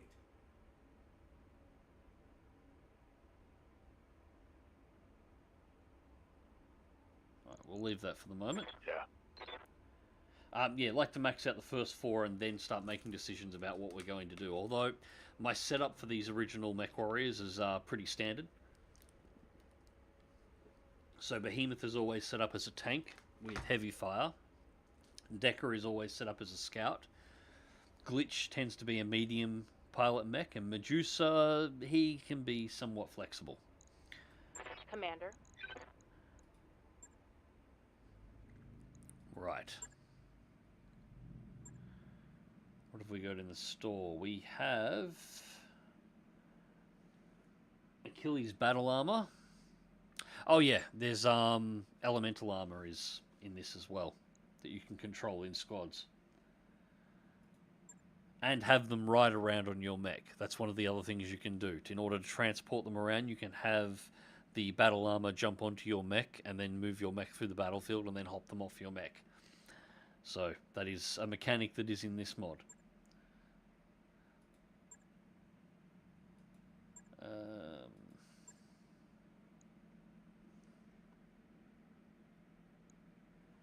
God, that looks like a panther. Or Yag Panther. Which shouldn't be surprising. Battletech took a lot of inspiration out of World War II vehicles. Alright, so mech's done. We need 3 days to make sure the Javelin's up. 10 days until it's done, and we've got 30 days till financial report. So we'll let the days tick through until we've got our repairs completed. BTA, live fire exercises. No, that's a tutorial, I think. Do we want to take the heavy metal crate? Chat, do we want to take the heavy metal crate? I'll let you guys make the decision on this one. This usually involves a mech and a whole bunch of random weapons. I don't know what it'll do in this mod. But it'll definitely be throwing more into the pool for us. Yes or no? Your call.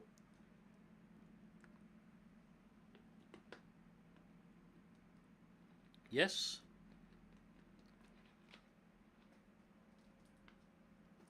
Alright, looks like yes it is. Let's see what we get.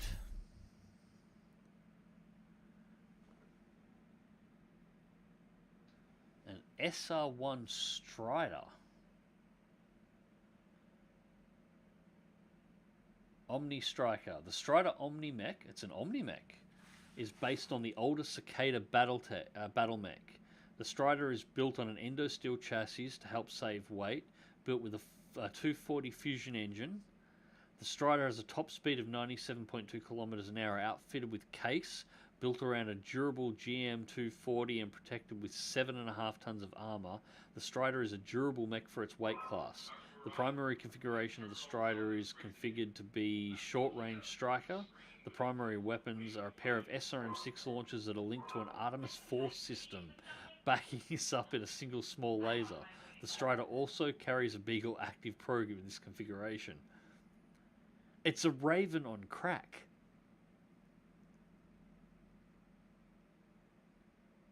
That is a Raven on crack. Alright, also we've got ammo Narc Haywire,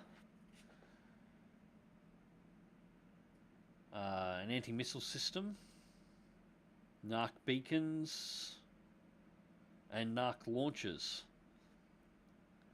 Looks like we'd be playing a missile support round, setting up a missile support lance.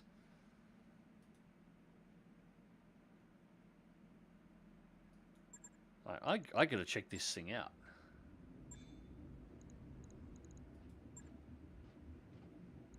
Alright, so it's 40 tons. Oh, the model's a bit, how's your mother? Although I kind of like it. Big front window at the front. It's just an angry box with missile launchers.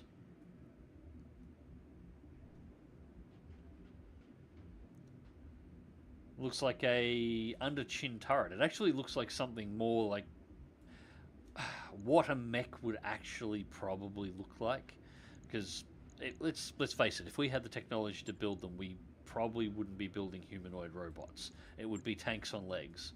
That's very much a tank on legs.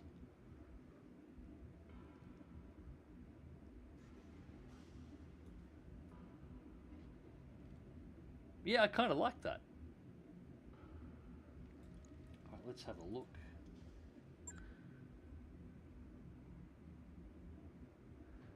They gave the box some legs and called it a day.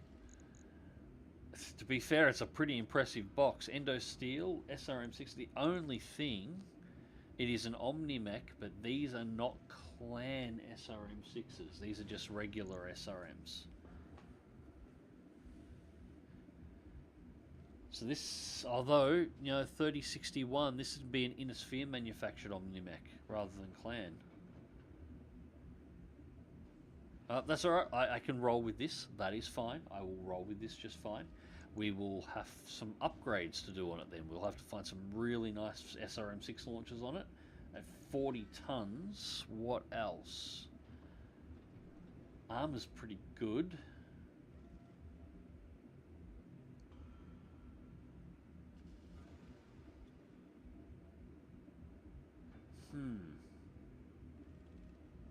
Doesn't have a huge amount of flexibility for modifications though. It's the only downside.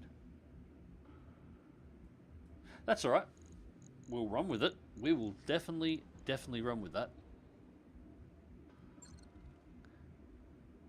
Yep, Beagle Probe 2. Yeah, that's I think Decker found himself a new little scout mech. I don't think he has to drive the Wasp anymore. I think he's going to get this one. Alright, so everything is just about repaired. We'll just run it for another 2 days. I wrapped up that job you asked for, Commander. Cool. Right. Command Center, what else have we got? So that's a blackout mission. Insurrection Interception. It's an assassinate mission. Now I'm starting to stumble over my words. For months we've had trouble with people here in Lugana being riled up by talk of insurrection, rebellion and independence. Based on top Merrick and analyst reports, we believe there is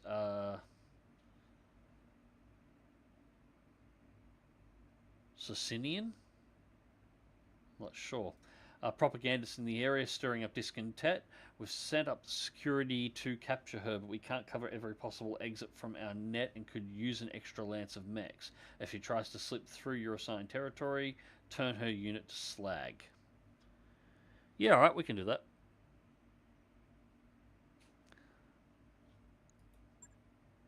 Right, if we are doing an assassinate mission, the golden rule.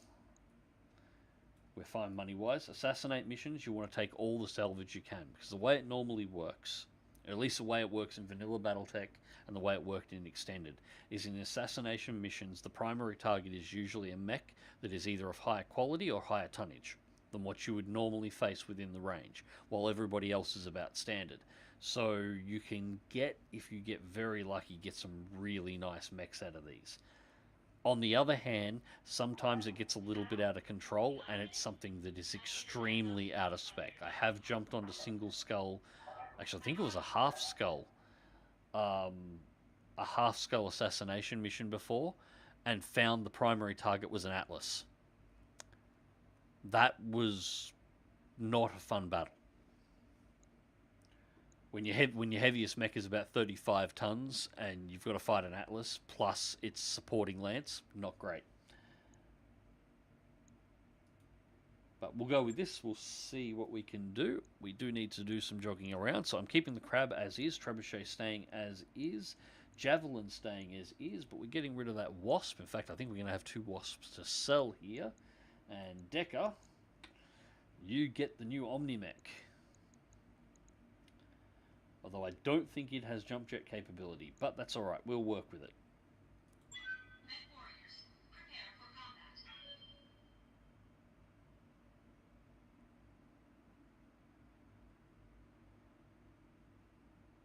It's derpy as fuck. Yeah, the models do vary in here. As a general rule, from what I've seen so far, the models for the new edition mechs that they've added in, which there's a couple of hundred of, I think almost every mech in Battletech is represented as far as I know. I haven't been able to fully go through the list, but I haven't seen a lot missing, at least up to this time frame, including some quad mechs. There are quad mechs floating around in here. But as these are modded mechs, some of them have really nice 3D models. Some of them, not so much. Most of these have been better 3D models than the 3D models that I saw in Battletech Extended, or at the very least they're better textured. That one was a bit rough. But it'll do the job.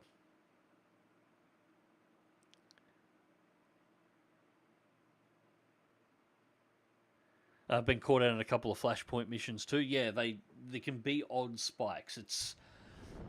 I don't know if it's still a problem with this mod, but there was a problem for modders originally, that there was a difficulty scaler built into Battletech, but it was hard-coded in, so modders couldn't work around it. So they could apply their difficulty levels for the mod on skull ratings and balance their mod. But the difficulty level that was built into the hard code for the game would actually modify that as an addition. So if it was, say it was a 2-skull mission, but the code that was hard-coded into Battletech decided that it wanted to do a 2-skull mission, you would actually wind up with a setting that was 4 skulls. It would multiply. Or it would add on, and so you would actually wind up with a 4-skull mission, which is why you, on some of the early mods, and it would happen with Battletech Advanced, Battletech Extended a lot too. Once you started getting up above 3 or 4 skull missions, you were constantly battering against like top end of whatever you could get all the time, because it only took 1 or 2 skull modifier for you to be at a 5-skull mission. I don't know if they've fixed that. Hopefully they have. It would be nice if they have. It would make those random difficulty spikes a lot more controlled.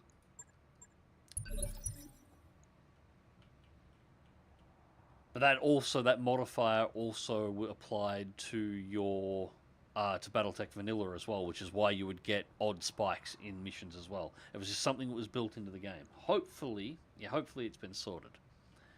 Alright, so our target appears to be at the top of a mountain here. Which could be a problem because not all of our mechs have jump jets. And that is a cliff. Oh, this is shitty. Cliff, cliff, cliff, cliff, cliff. So we've got to go all the way down here. And then go all the way back up here in order to get to the target. If we can't just jump straight up the cliff. Good to go. We can jump straight up the cliff. We'll just do that instead. Who doesn't have jump jets? You do not have jump jets, I don't think. What can I do for you? Oh, we'll work with it. Well, at the very least, we should be able to get eyes on the target and find out what we're after.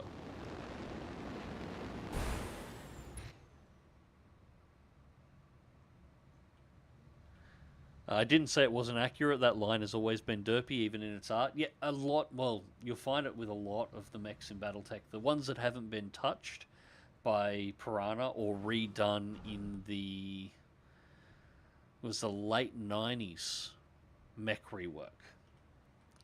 A lot of the art for a lot of the mechs in the game are actually based on art from the 80s and haven't been updated since the 80s. So things are a bit I've got some of the old technical manuals here, and the look of some of the mechs is freaking hilarious. You don't have jump jets, so you are going to just sprint reasonably fast. Acknowledged. Thing is, because it's so boxy, like it's so chunky in the legs and the top, it looks like it's a much heavier weight class than 40 tons.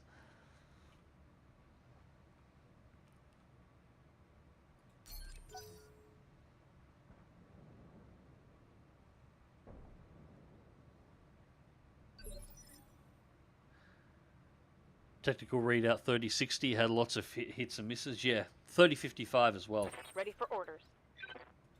Although I do like the 3055 technical readout with the Rakshasa. What if Innisphere tried to make a Timberwolf?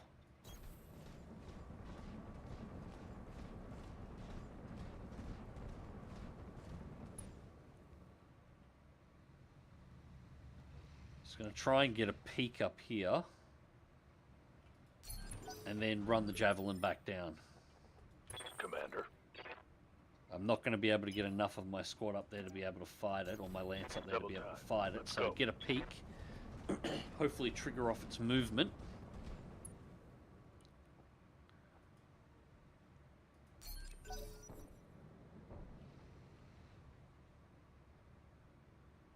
And that'll get it walking towards us. Oh no. Is that it? That is it. Alright, so the target is a Vulcan.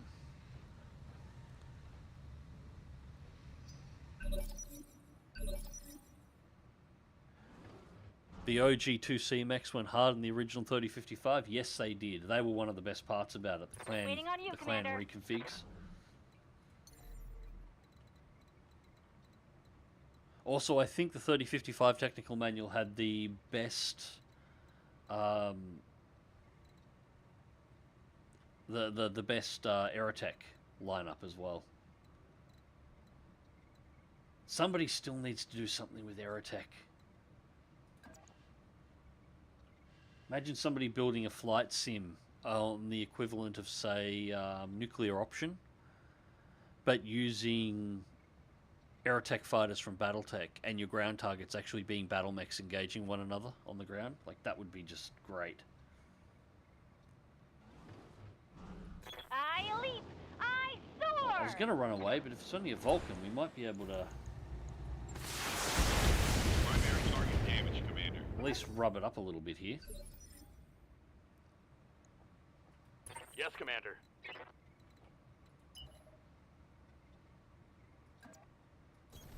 Affirmative.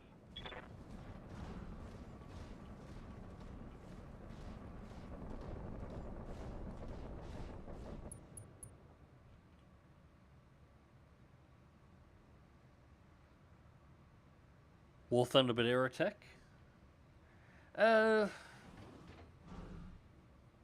No, I think Nuclear Option is the better. War Thunder's too focused on air-to-air battles. You need something that's a bit of a mix, and you need something that plays over larger maps. Honestly, for those of you who haven't played it, we're probably going to have to do it sometime soon. I'm trying to get Dead Meat, Dick, and Bog to get into it. But if you haven't tried it, check out Nuclear Option. It is a fantastic game, huge map, good air combat, much better ground combat. I think it would work a lot better, and something along the lines of Nuclear Option, or the way it's set up, for its gameplay is set up, would also work with the non-fixed wing Aerotech. So you'd be able to bring in all the helicopters and so on. That would work.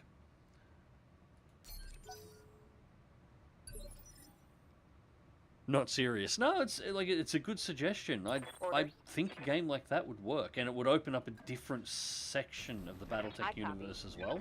And because the way Battletech used to be set up, I'm not sure if it's still this way now. Aerotech was treated almost like a separate module. If it is, and it is still treated that way, then the Aerotech module is likely not licensed at this point in time. People use Aerotechs, but nobody's actually licensed Aerotechs. So it would be entirely possible for somebody to license it, despite Piranha having the MechWarrior license. And I think Harebrained Schemes still has the Battletech license. They're not making another Battletech game, but I think they still have the license. Microsoft obviously owns both. Moving out. But yeah, Aerotech might be separate, and if it is, it might be possible to have a third party come in and license it out. In the same way that 40K licenses out things like Space Marine, but then can also license out Battlefleet Gothic as a separate section.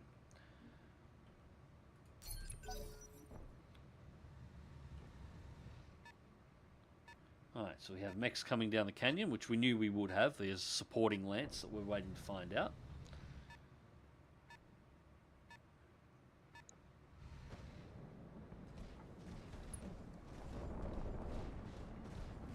Happy Wombat, I'm back home and my PC is having issues. Keeps saying reboot and select proper boot, or insert boot media in selected boot. Press a key. That sounds like a hard drive problem, or a boot drive problem. Good to go. Do you have a Windows install USB with a repair option? Harebrained Schemes does not. Piranha pulled it. Piranha can't pull it. Piranha doesn't own the rights. Microsoft has to have pulled it. Here we go. Battletech and MechWarrior are two different... They're the same thing, but they're two IPs. Piranha licenses MechWarrior from Microsoft. Harebrained Schemes licensed Battletech from Microsoft. Piranha can't pull Battletech from Harebrained Schemes.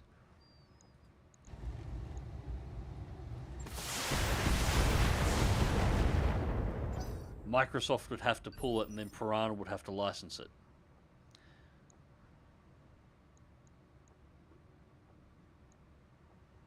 And to make things more complicated, that's only the video game side. Tops owns the rights for all of the tabletop, which is where Catalyst licenses Battletech from. What's up, boss?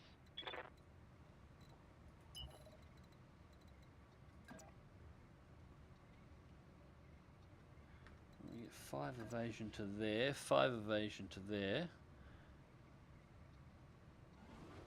Rather you not be completely at the forefront, I'm not entirely sure how durable the Strider's going to be. And being an Omni-Mech, it's probably going to be expensive to fix.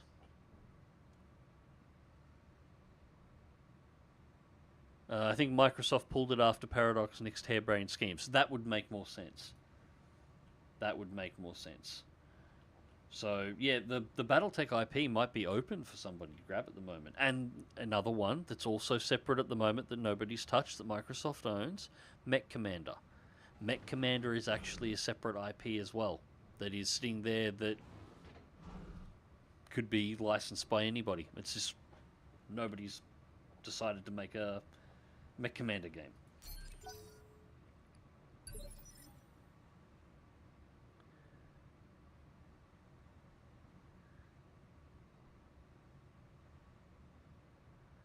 Harebrained Schemes bid to make a sequel to Battletech 2018. Yeah, I don't know why they did that. This was a great game. Good to go. Like, it's not a perfect game, but this is a great game. They really needed to follow it up. And it sold well. That's the thing, it sold well. For an indie game in its price bracket, it sold well. All of its expansions sold well. It did a good job. It's just fucking Paradox things. Pardon my French.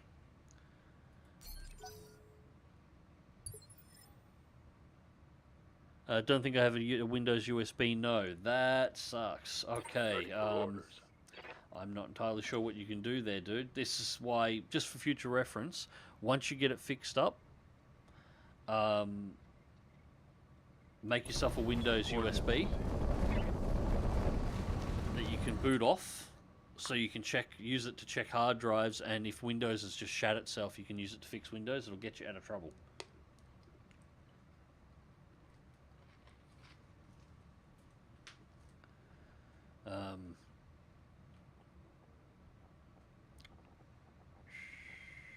Yeah, there we go.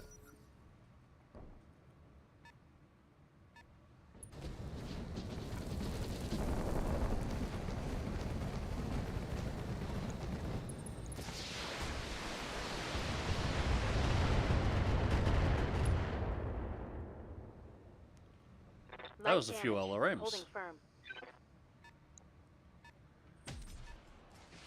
Ooh, that sounded like a Gauss rifle.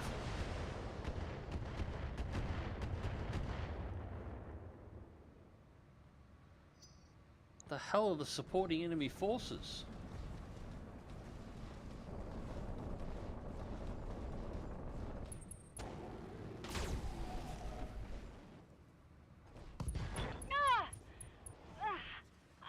As far as I can remember, Battletech didn't swell well enough to let Harebrained Schemes renew the license from Catalyst Game Labs. No, Catalyst never had the license for Battletech in video games. So that wasn't it. It would have been a Paradox thing. Okay, so the way it works, Battletech is convoluted because of what happened with Harmony Gold and how the IP's been handled all over the place. I'm going to get the Javelin to run out of here because he's about...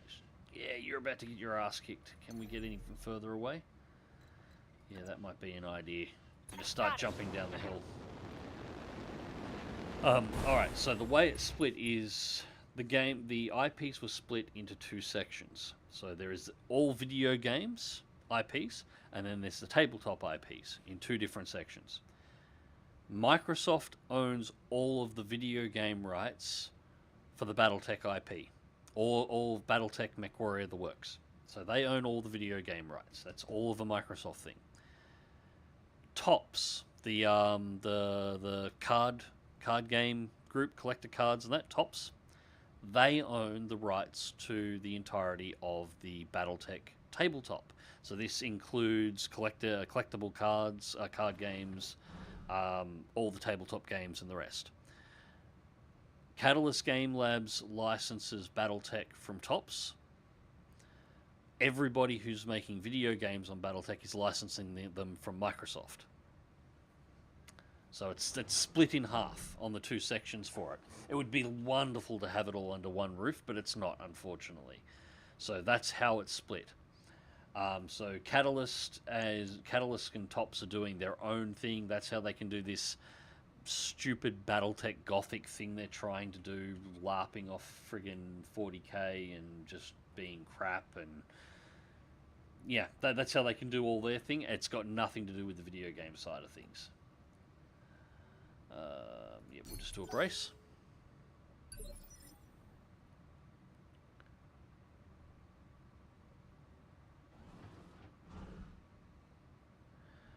Full story, at least as far as I understand it, that Harebrained Schemes wanted to make a follow-up with a bigger budget after being brought up by Paradox. Paradox got cold feet on the loss. Yeah, as I said, but Paradox things makes more sense. They have a tendency to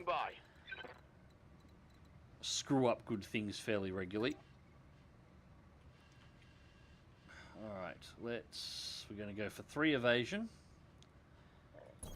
And get the Coordinates Strider received. in to engage the Jenner here.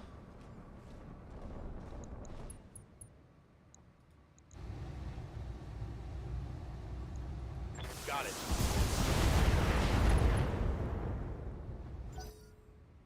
Those are a lot of good hits then. Big company licensing is whack. Yes, it is. And there is some crazy shit that it's got to go through on how Yes, some of the Commander. IPs that you know get broken down.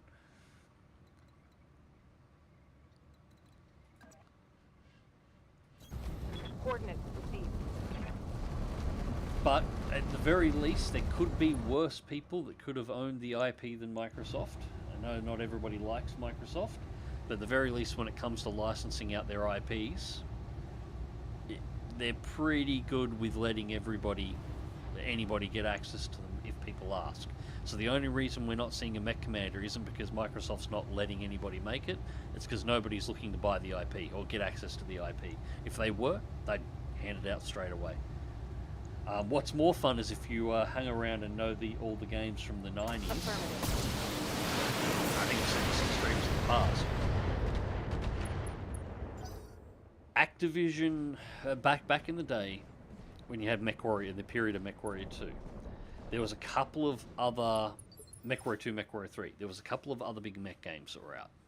So Activision made MechWarrior 2 and its expansions. Then it went to Micropose for MechWarrior 3. At that point, Activision used the an upgraded version of the MechWarrior 2 engine to create Heavy Gear, which was sort of an elemental combat-based game. It was actually really good. It was a genuinely really good game. They actually made Heavy Gear and Heavy Gear 2. At the same time, Sierra had another mech franchise called Earth Siege. Now, the Earth Siege franchise had a MechWarrior style mech game.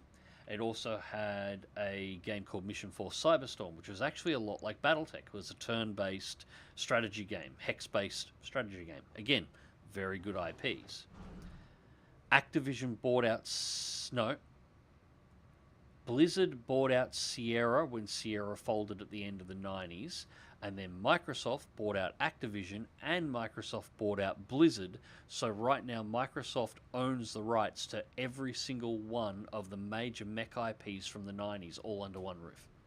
They've got all of Earth Siege, all of Mission Force Cyberstorm, all of Heavy Gear, as well as the entirety of Battletech. They own the lot. These were the 3 franchises that, in regards to mechs, were in competition to one another in the late 90s, early 2000s. Microsoft now owns all of them at the same time. Waiting for orders. On my way.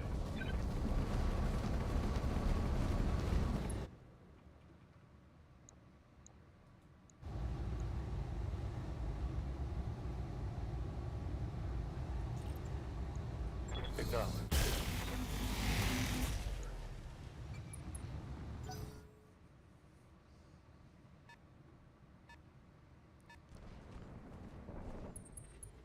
Panther.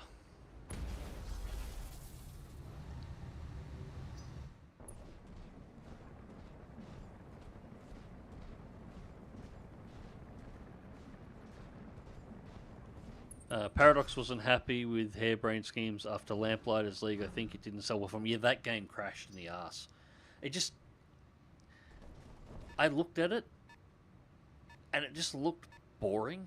God damn. Let's do this.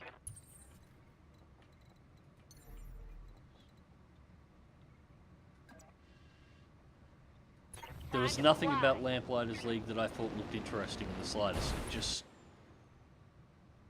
It was meh.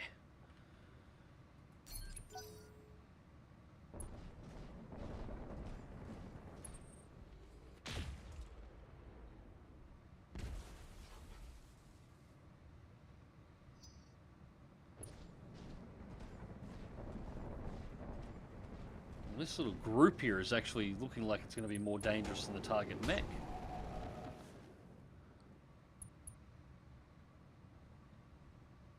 Internal structure damage. Order. Right.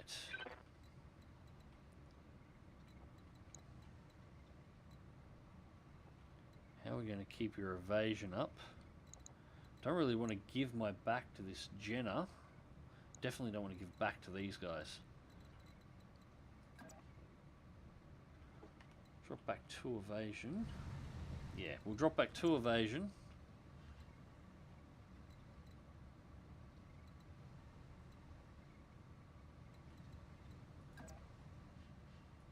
So I can get a shot back on the Jenner. So I don't want to push up and have a mech at the back, because if I can't take the mech in the round, I've just opened my spine to shots.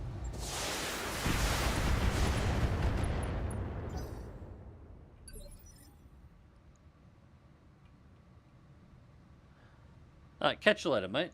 You have a good one. Yeah, this is probably going to be the last battle anyway, because it's approaching 3 AM, and as much as I've been sleeping a bit earlier on tonight, I do need to get some sleep. Move order received.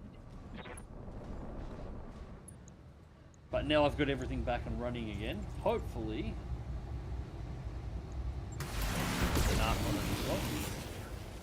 hopefully I'll be able to get back to videos and streams more regularly. Now that we've got the channel back again. That was not great. That was not great at all. Aye, aye. Move into position. Right. We need to get rid of this Jenner. It's being a shit. Mead's on. Roger. Come on. Pop something. Well, I popped something. It's That not hit something exactly what I wanted to pop, but...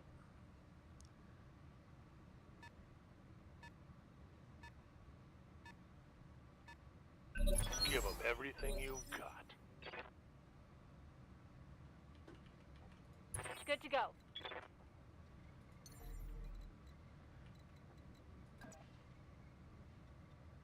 Affirmative. And jab down. Commencing Alpha strike. There we go. We can do this. Let's go. That's a kill.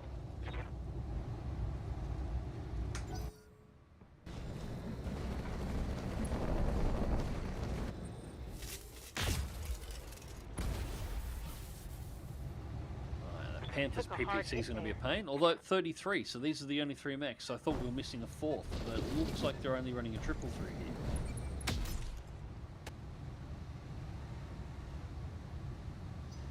Yeah, I think the Valkyrie. Oh, Ready for orders. both the Panther and the Valkyrie are going to be an issue.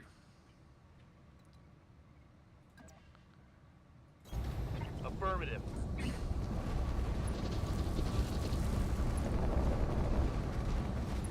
Oh, I'm not going yet, mate. I got to finish off the mission first. Firing.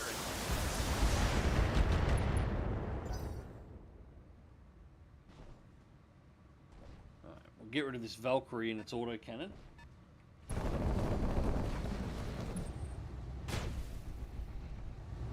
Vulcan's going to be a shit sitting up there.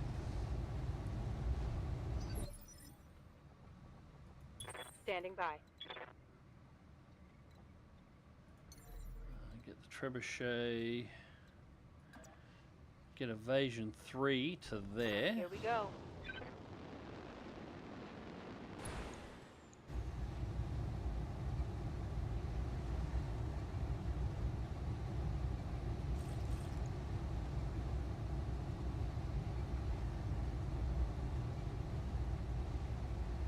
Yeah, we'll pound the Panther, because we can get the same hit ratings for both mechs for all of our medium lasers and our NARC, but we can get 47 on our LRMs as well. So of course the damage rate, we might be able to break the PPC. At the very least we've got a NARC on it as well, so that should help with our long range shots.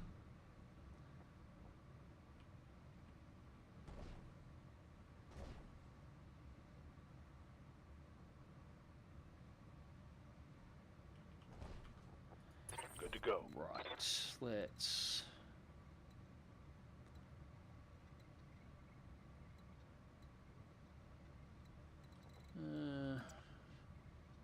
no, let's push straight up with the crab.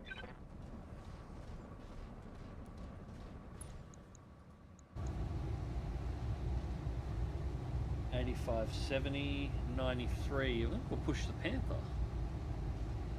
Although we have nearly...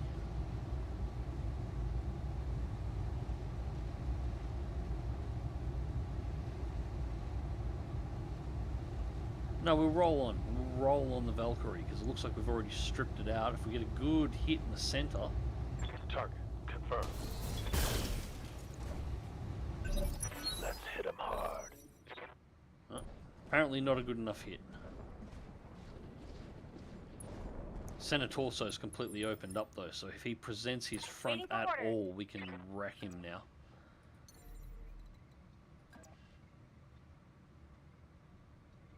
Engaging jump jet.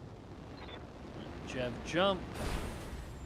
Who's going to give us the better hit? 50, 79. Looks like we're going for the Panther. All weapons are go.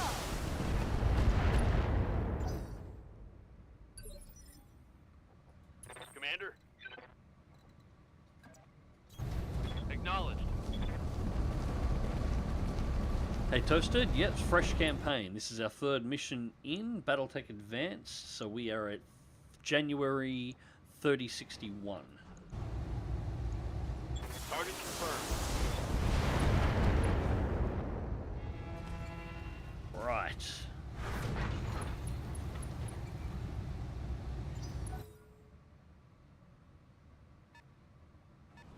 Have a good night's sleep, Mags, when you do it. I have no idea how long the delay is between breakfast and us seeing this is.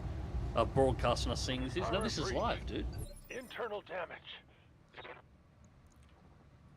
I'm here. No, this is live. It is currently 3:15 AM.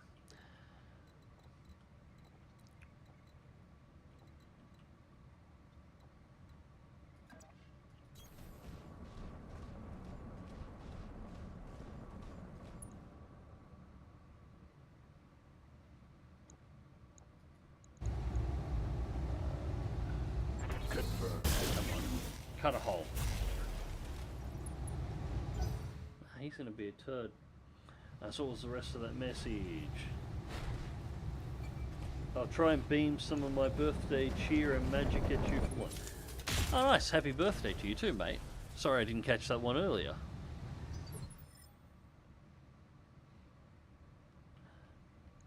Oh, it's a shorter delay than I remember. No, right now there should be 0 delay on the stream. It should be live. Waiting for orders. Yeah, the only delay on me responding to messages is how quickly I can spot them. No. 0. Everything's all 0. I only run a delay on anything where I'm potentially doing live multiplayer. That's the only time I'll ever run a delay. And it's usually only 60 seconds. You don't need any longer than that. I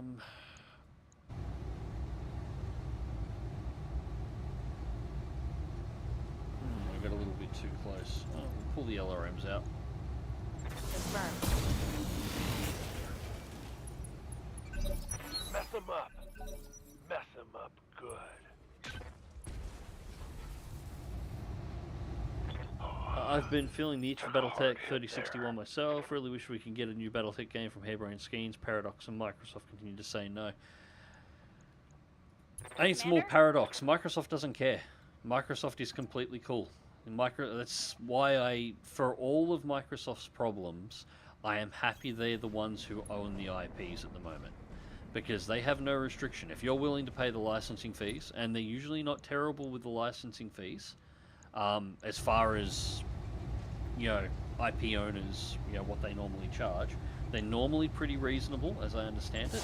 The only restriction Microsoft usually has in its contracts is anything that you make that Critical hit, is, Commander. and it's something that's come in since Battletech was made, but any game that you make using a Microsoft licensed IP must be released on Xbox Game Pass, and it must be set up to be if at all possible, to be a PC and Xbox first party release.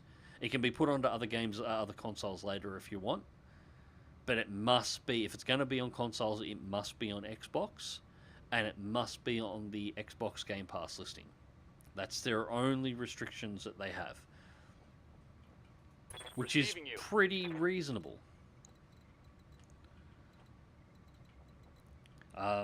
It's just a matter of people having confidence to pick up the Roger IPs. that. There's a lot of IPs that Microsoft have that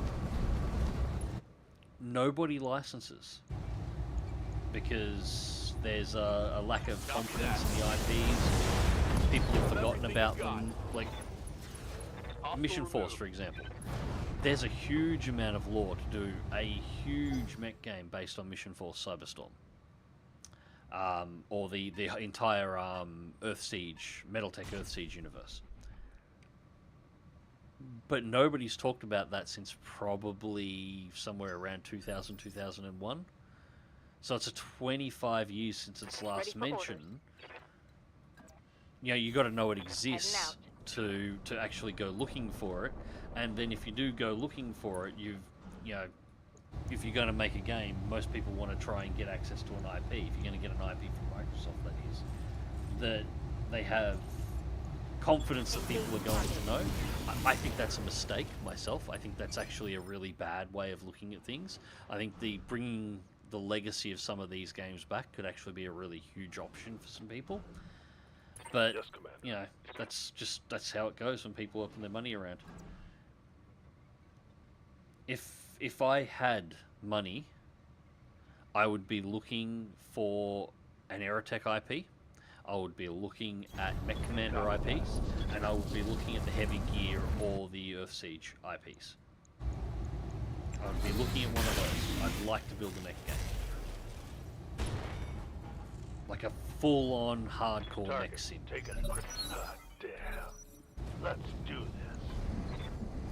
But I'd be looking for those IPs that are less common or have been long dead for decades to bring back if I was going to use a non-original IP. Waiting for orders.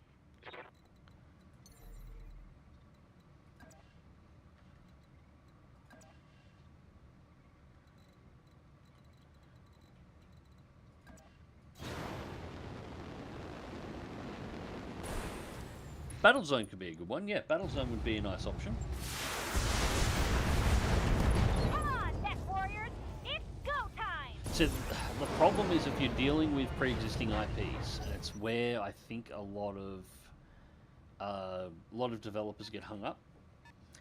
Most want an IP that still has some notoriety, an IP that people still know, because there is an established audience for it.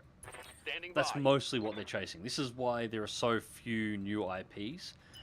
New IPs are a risk because people don't know them. You've got to try and find an audience for the IP and da-da-da-da-da-da-da. And so companies just keep repeating the same games over and over again. So this is why we're going to have, 400 Halo games. And, Doom is never going to stop being made. And there's going to be very, very little in the way of new IPs. New IPs are actually relatively rare.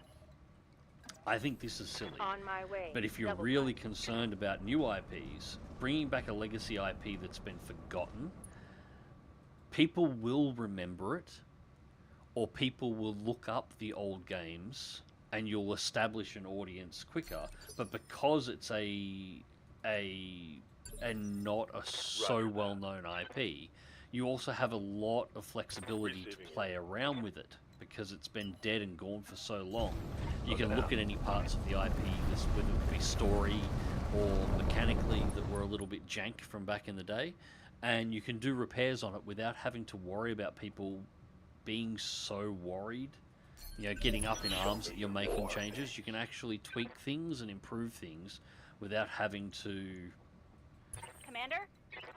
get people up in arms. Right, Commander. If you know what I mean. If that makes sense.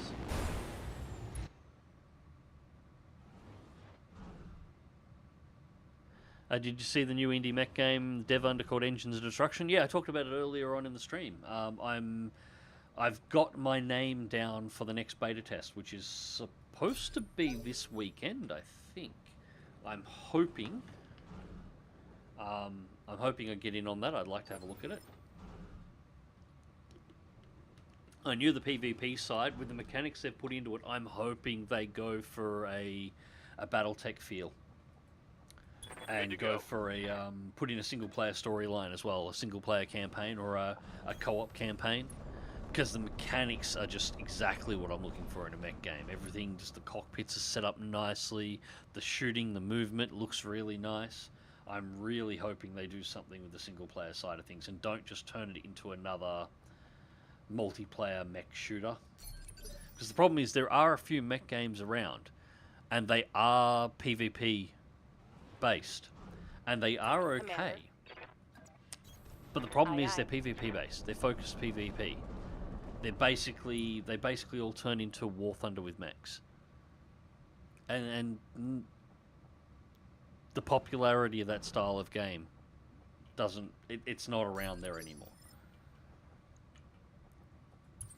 I think the recent years, and look at the games that have been most popular and sold well, you want a game that's got a good campaign, a good story that people can sink themselves into, that also has good mechanics. And the mechanics of that game look really nice, what they've done so far. So I'm hoping they'll keep the PvP side, keep it there, but build a story and a campaign around it, so you can have a mech sim.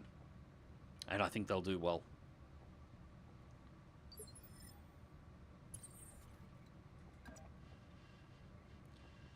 It's very clear looking at the gameplay that they've posted so far. From the God, God, I gotta get all the way down here before I can even turn down. This is a really shitty map and a really shitty place to put the objective target.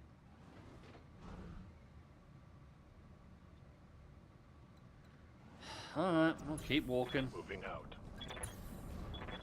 Yeah, everything they've posted so far about the game, the way it looks mechanically, the way the design works, they clearly understand what people want from a battle mech based game. Far better than Piranha ever did.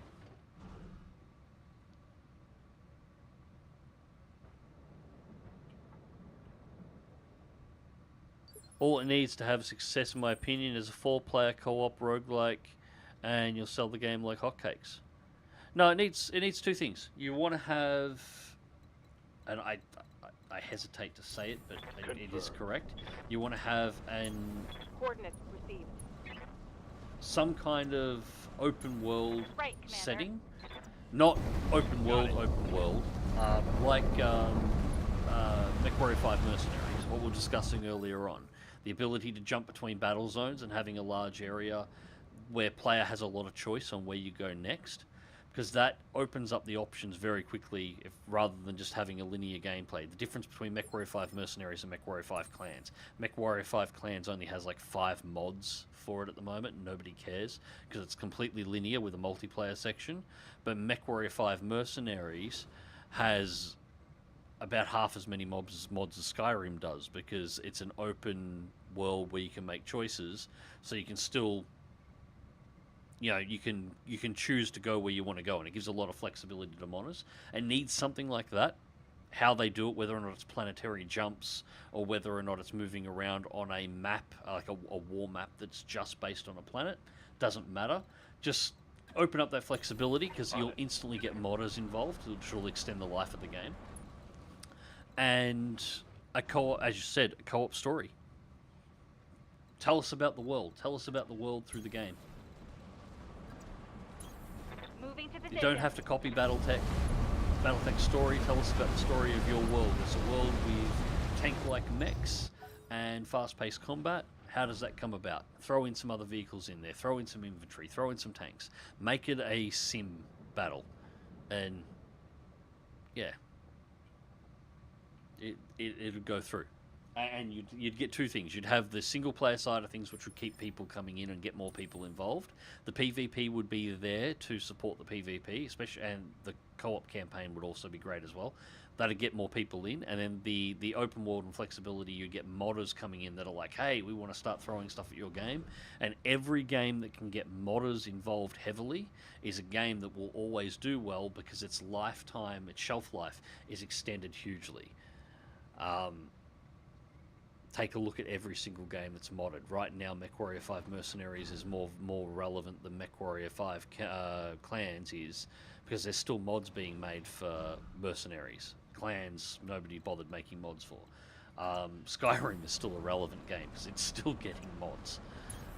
Acknowledged. You know, you've got a. It's almost, if you want something to go really big these days, you need something that can engage the community, which means engaging modders, and it'll work. It'll work.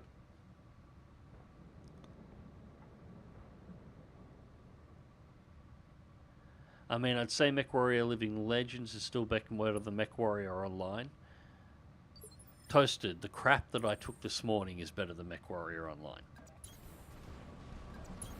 Roger. Set the bar lower. Moving to position. MechWarrior Online is horrible. The target is retreating, Commander. Eliminate it before it escapes. God damn it.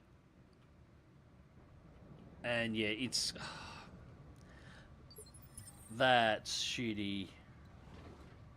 There's no way I'm going to be able to get to it in time. I'm going to lose this mission. On my way.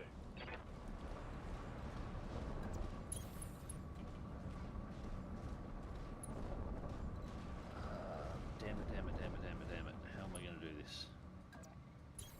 Got it. Yeah, I'll be able to get up there.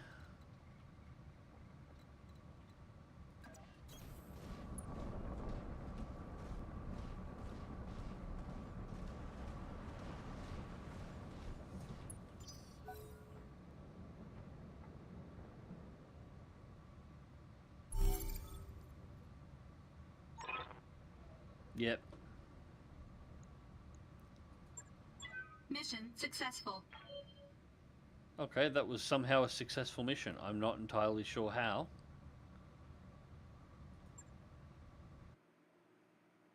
Because we didn't destroy the target.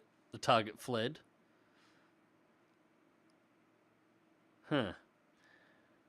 Alright, so I wish we could get a Chrome Hounds 2. Honestly, my favourite FromSoft game. Yeah, I would love to see that. Absolutely. It's another IP that's sort of been lost, but not entirely. But FromSoft is kind of... everything's going to be Dark Souls from them now. Like, even Armored Core was really Dark Souls with mechs. It wasn't really like the old Armored Core games at all. It appears they know that fighting mech players more than Piranha does. Yeah, just like Usain Bolt knows more about sprinting than it does. This is true. Minor problem from what I understand is it's more of an engine side of game dev, is that companies like Unreal are making... shit, I can't read that properly. Making more a pain in the butt to mod games. No, not really. It really comes down to... it comes down to the developers themselves. How tightly they want to keep the code locked up. Unreal is actually incredibly easy to mod. In fact, you can see how easy it is to mod with the recent Oblivion release, because it's Unreal 5, but they've inserted the old Create engine as almost a module in the back end, just because, you know, it allows them to use a lot of the Oblivion code. The first mods that were done for it were mods for the Unreal side of things, not for the Oblivion side. Unreal is a more complicated engine to mod than something like Create for, you know,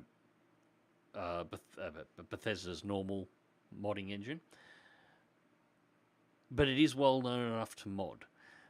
The issue comes down to developers. A lot of developers get antsy about it, and so they tighten certain sections of their code down that limit what modders can do.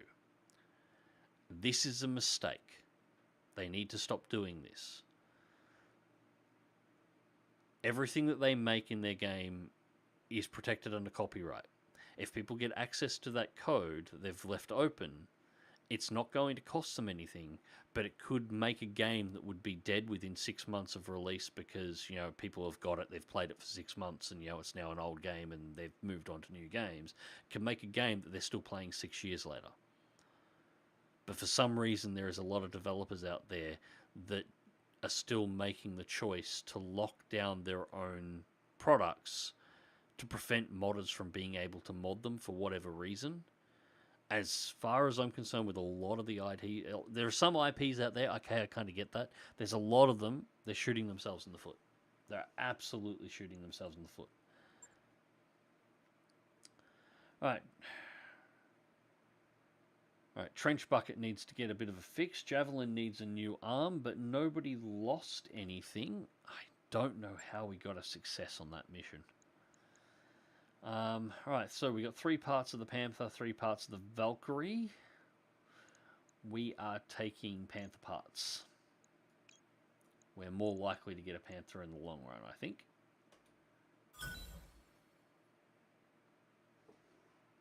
Alright, we got 2 parts of the Jenner.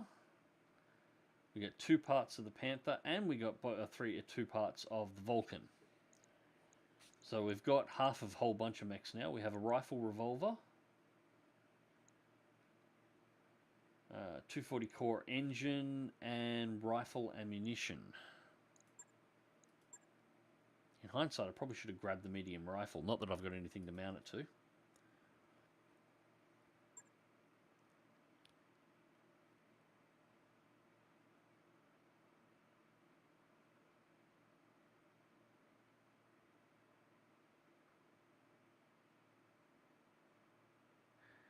Could have had your jumpers go up the cliff face and engage your mech before it could retreat. I did that. I only have 2 mechs that could have made it up there. I engaged with one and he got its arm blown off straight away.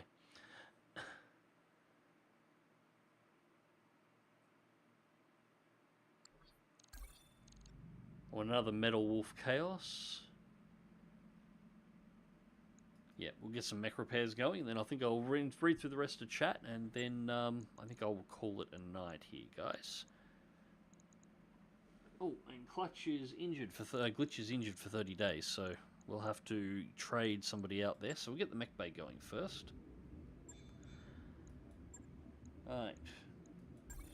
Crab lost some armor, nothing too major. Oh, Javelin did lose something in that arm. What did you lose? Oh no, just the internals. Just the hand and lower arm internals.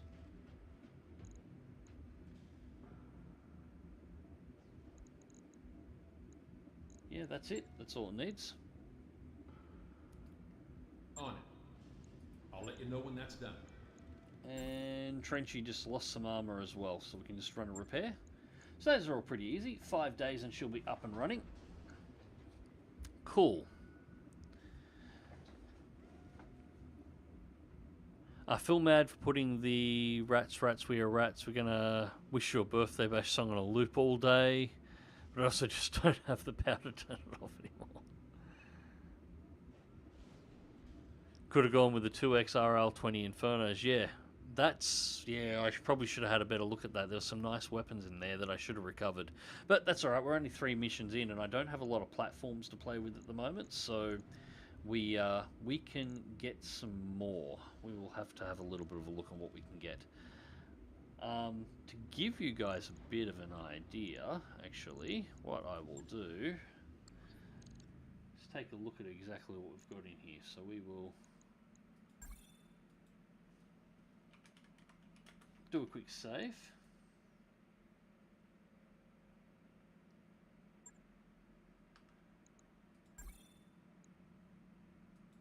Jump back to the main menu for a second. So is the plan to go and beat up some clans? Yes, we're in Merrick space at the moment, and the idea is I want to have a chance to build up my mercenary company and head north until we can hit the border where Clan Jade Falcon, Clan Wolf is, and we're going to start doing some fighting in there. I don't want to fight don't want to fight Ghost Bear because I like Ghost Bear. But we want to steal all Jade Falcon stuff. That's perfectly fine. All right, so let's go Mech Bay.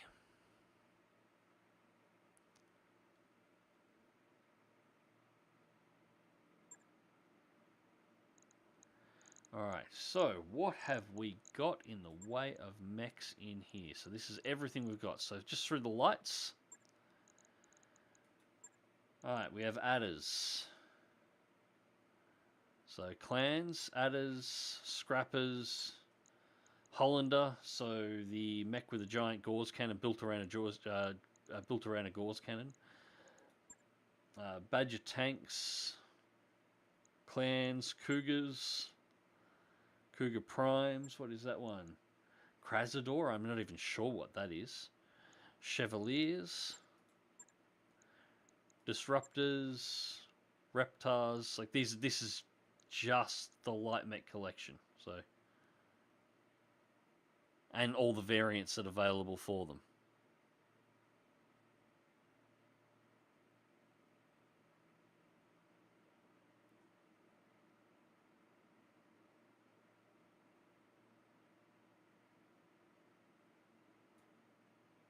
Alright, mediums, same story. So we got some bushwhackers in there. I didn't realize bushwhacker was in there. We have to get a bushwhacker. I like bushwhackers. Your griffins. Lynxes, spiders. So you got spider quad mechs. Oh, sorry, scorpions. Scorpion quad mechs. I think we got... Yes, no, Scorpions was the one from the 3055 technical readout, I'm pretty sure. So yeah, just the sheer volume of shit that's inside of this mod. For mechs and tanks. So that's all of your mediums. Heavies. Black Knights. Pretty, hang on. Whoa, roll that one back up there. So there's the Marauders. Rakshasa is in there. Alright, so Rakshasa is really cool. Rakshasa is an Innisphere attempt at trying to build a clan Timberwolf Omnimech. That's actually kind of great. That's, again, 3055 technical. That's one of my favourite mechs out of the 3055 technical readout. And it's basically a modified Marauder, which, funnily enough, is exactly what they did with the Timberwolf. And it looks like a proto-Timberwolf. Mallets.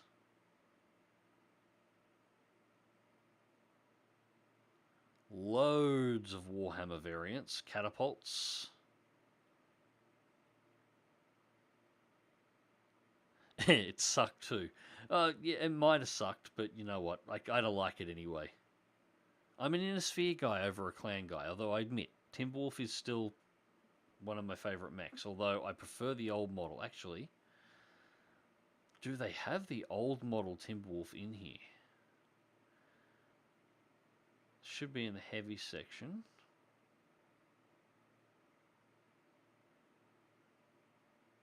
Rifleman.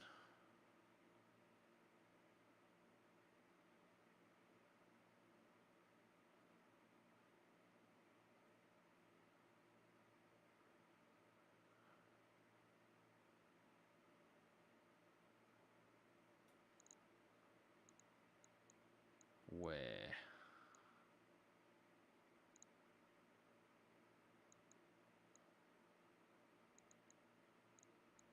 Huh, they're not listed. Unless it's up near the top.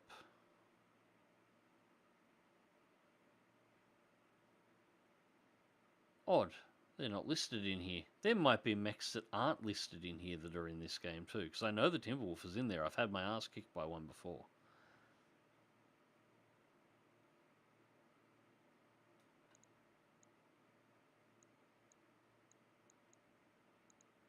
Yep, no, they're not coming up in the list. Odd. Still, shitloads of stuff. Then we've got, yeah, assault mechs. So So Colossal Turtle's in. Colossal Turtle is a 200-ton mech. That's a 200-ton quad mech. Mad Cat, yeah, there's a Marauder 2Cs.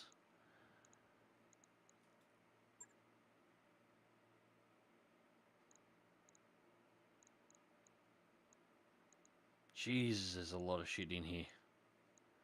Annihilators. Atlas H, Atlas K, Atlas 7s. Awesomes. Behemoth tanks.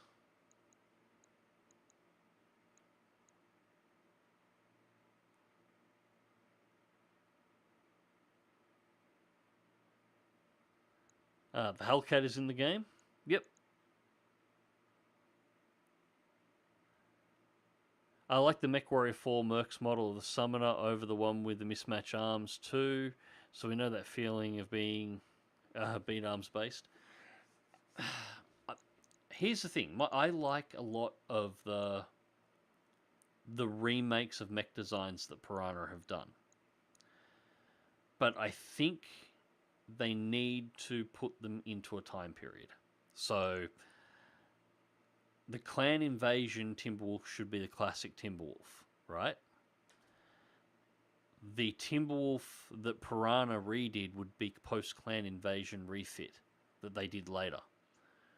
Some of these mechs are very, very, very old, and so there will be, over time, there will be versions or improvements of them. And I think that's how they should be doing them. Don't get rid of the old models.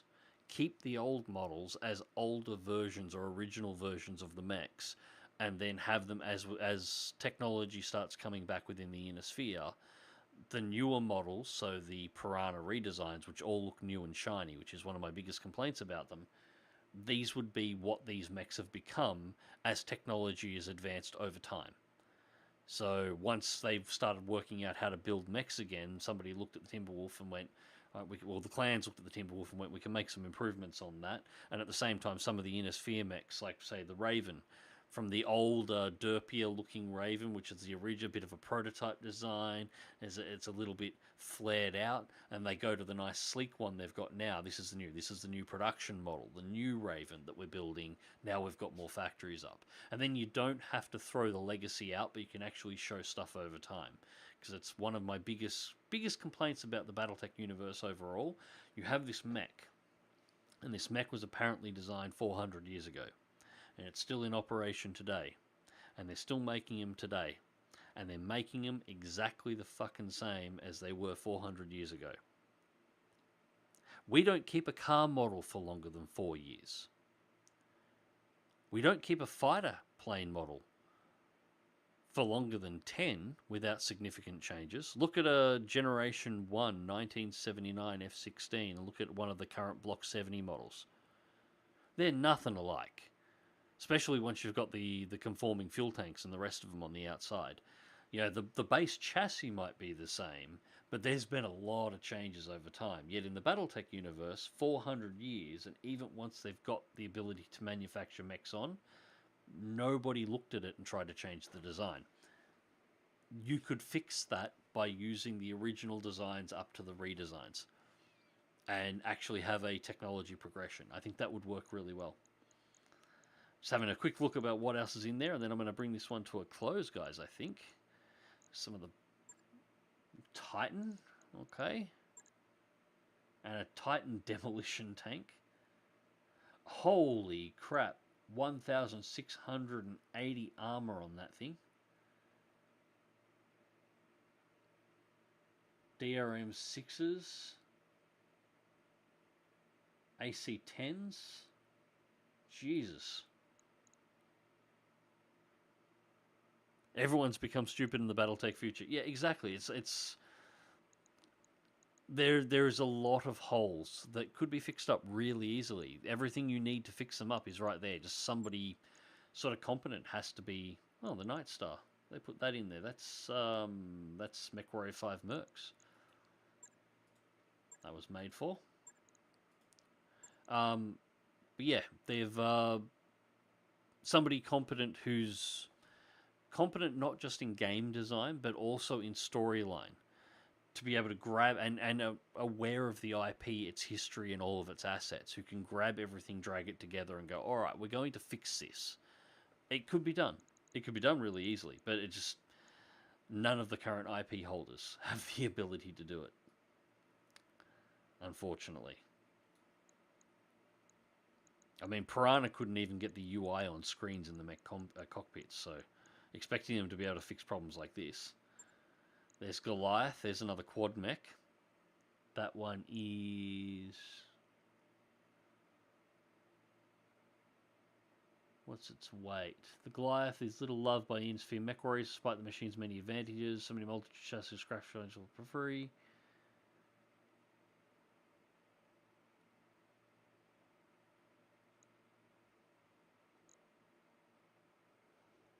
I think it's meant to be 180 tons. I think. I'm not sure. Most of the quad mechs are over 100 tons.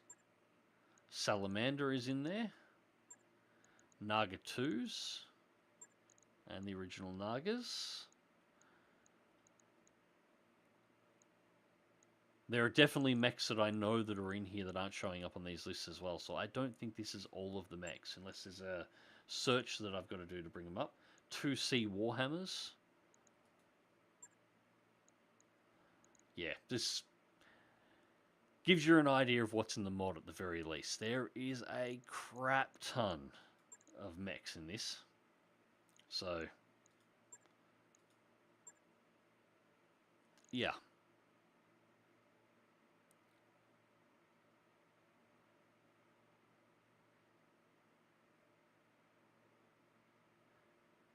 Is the Omega in the game? Not entirely sure. I'm not going to crawl through all of these. And as I said, I'm pretty sure there's a couple of mechs that at the very least that are not showing up in these lists.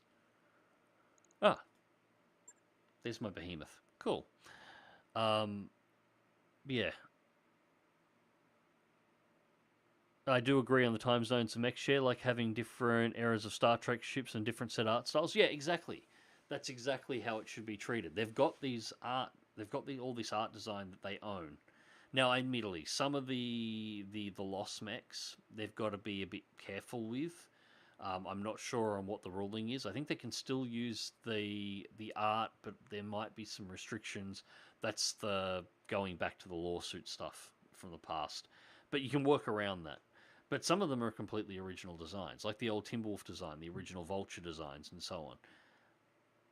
They could absolutely use this as a way of trying to flesh out the world more, and you could have moments where you run into mechs of an older design that have, make the older mechs actually look old in comparison to the newer mechs, and make it stand out more that so much time has actually passed.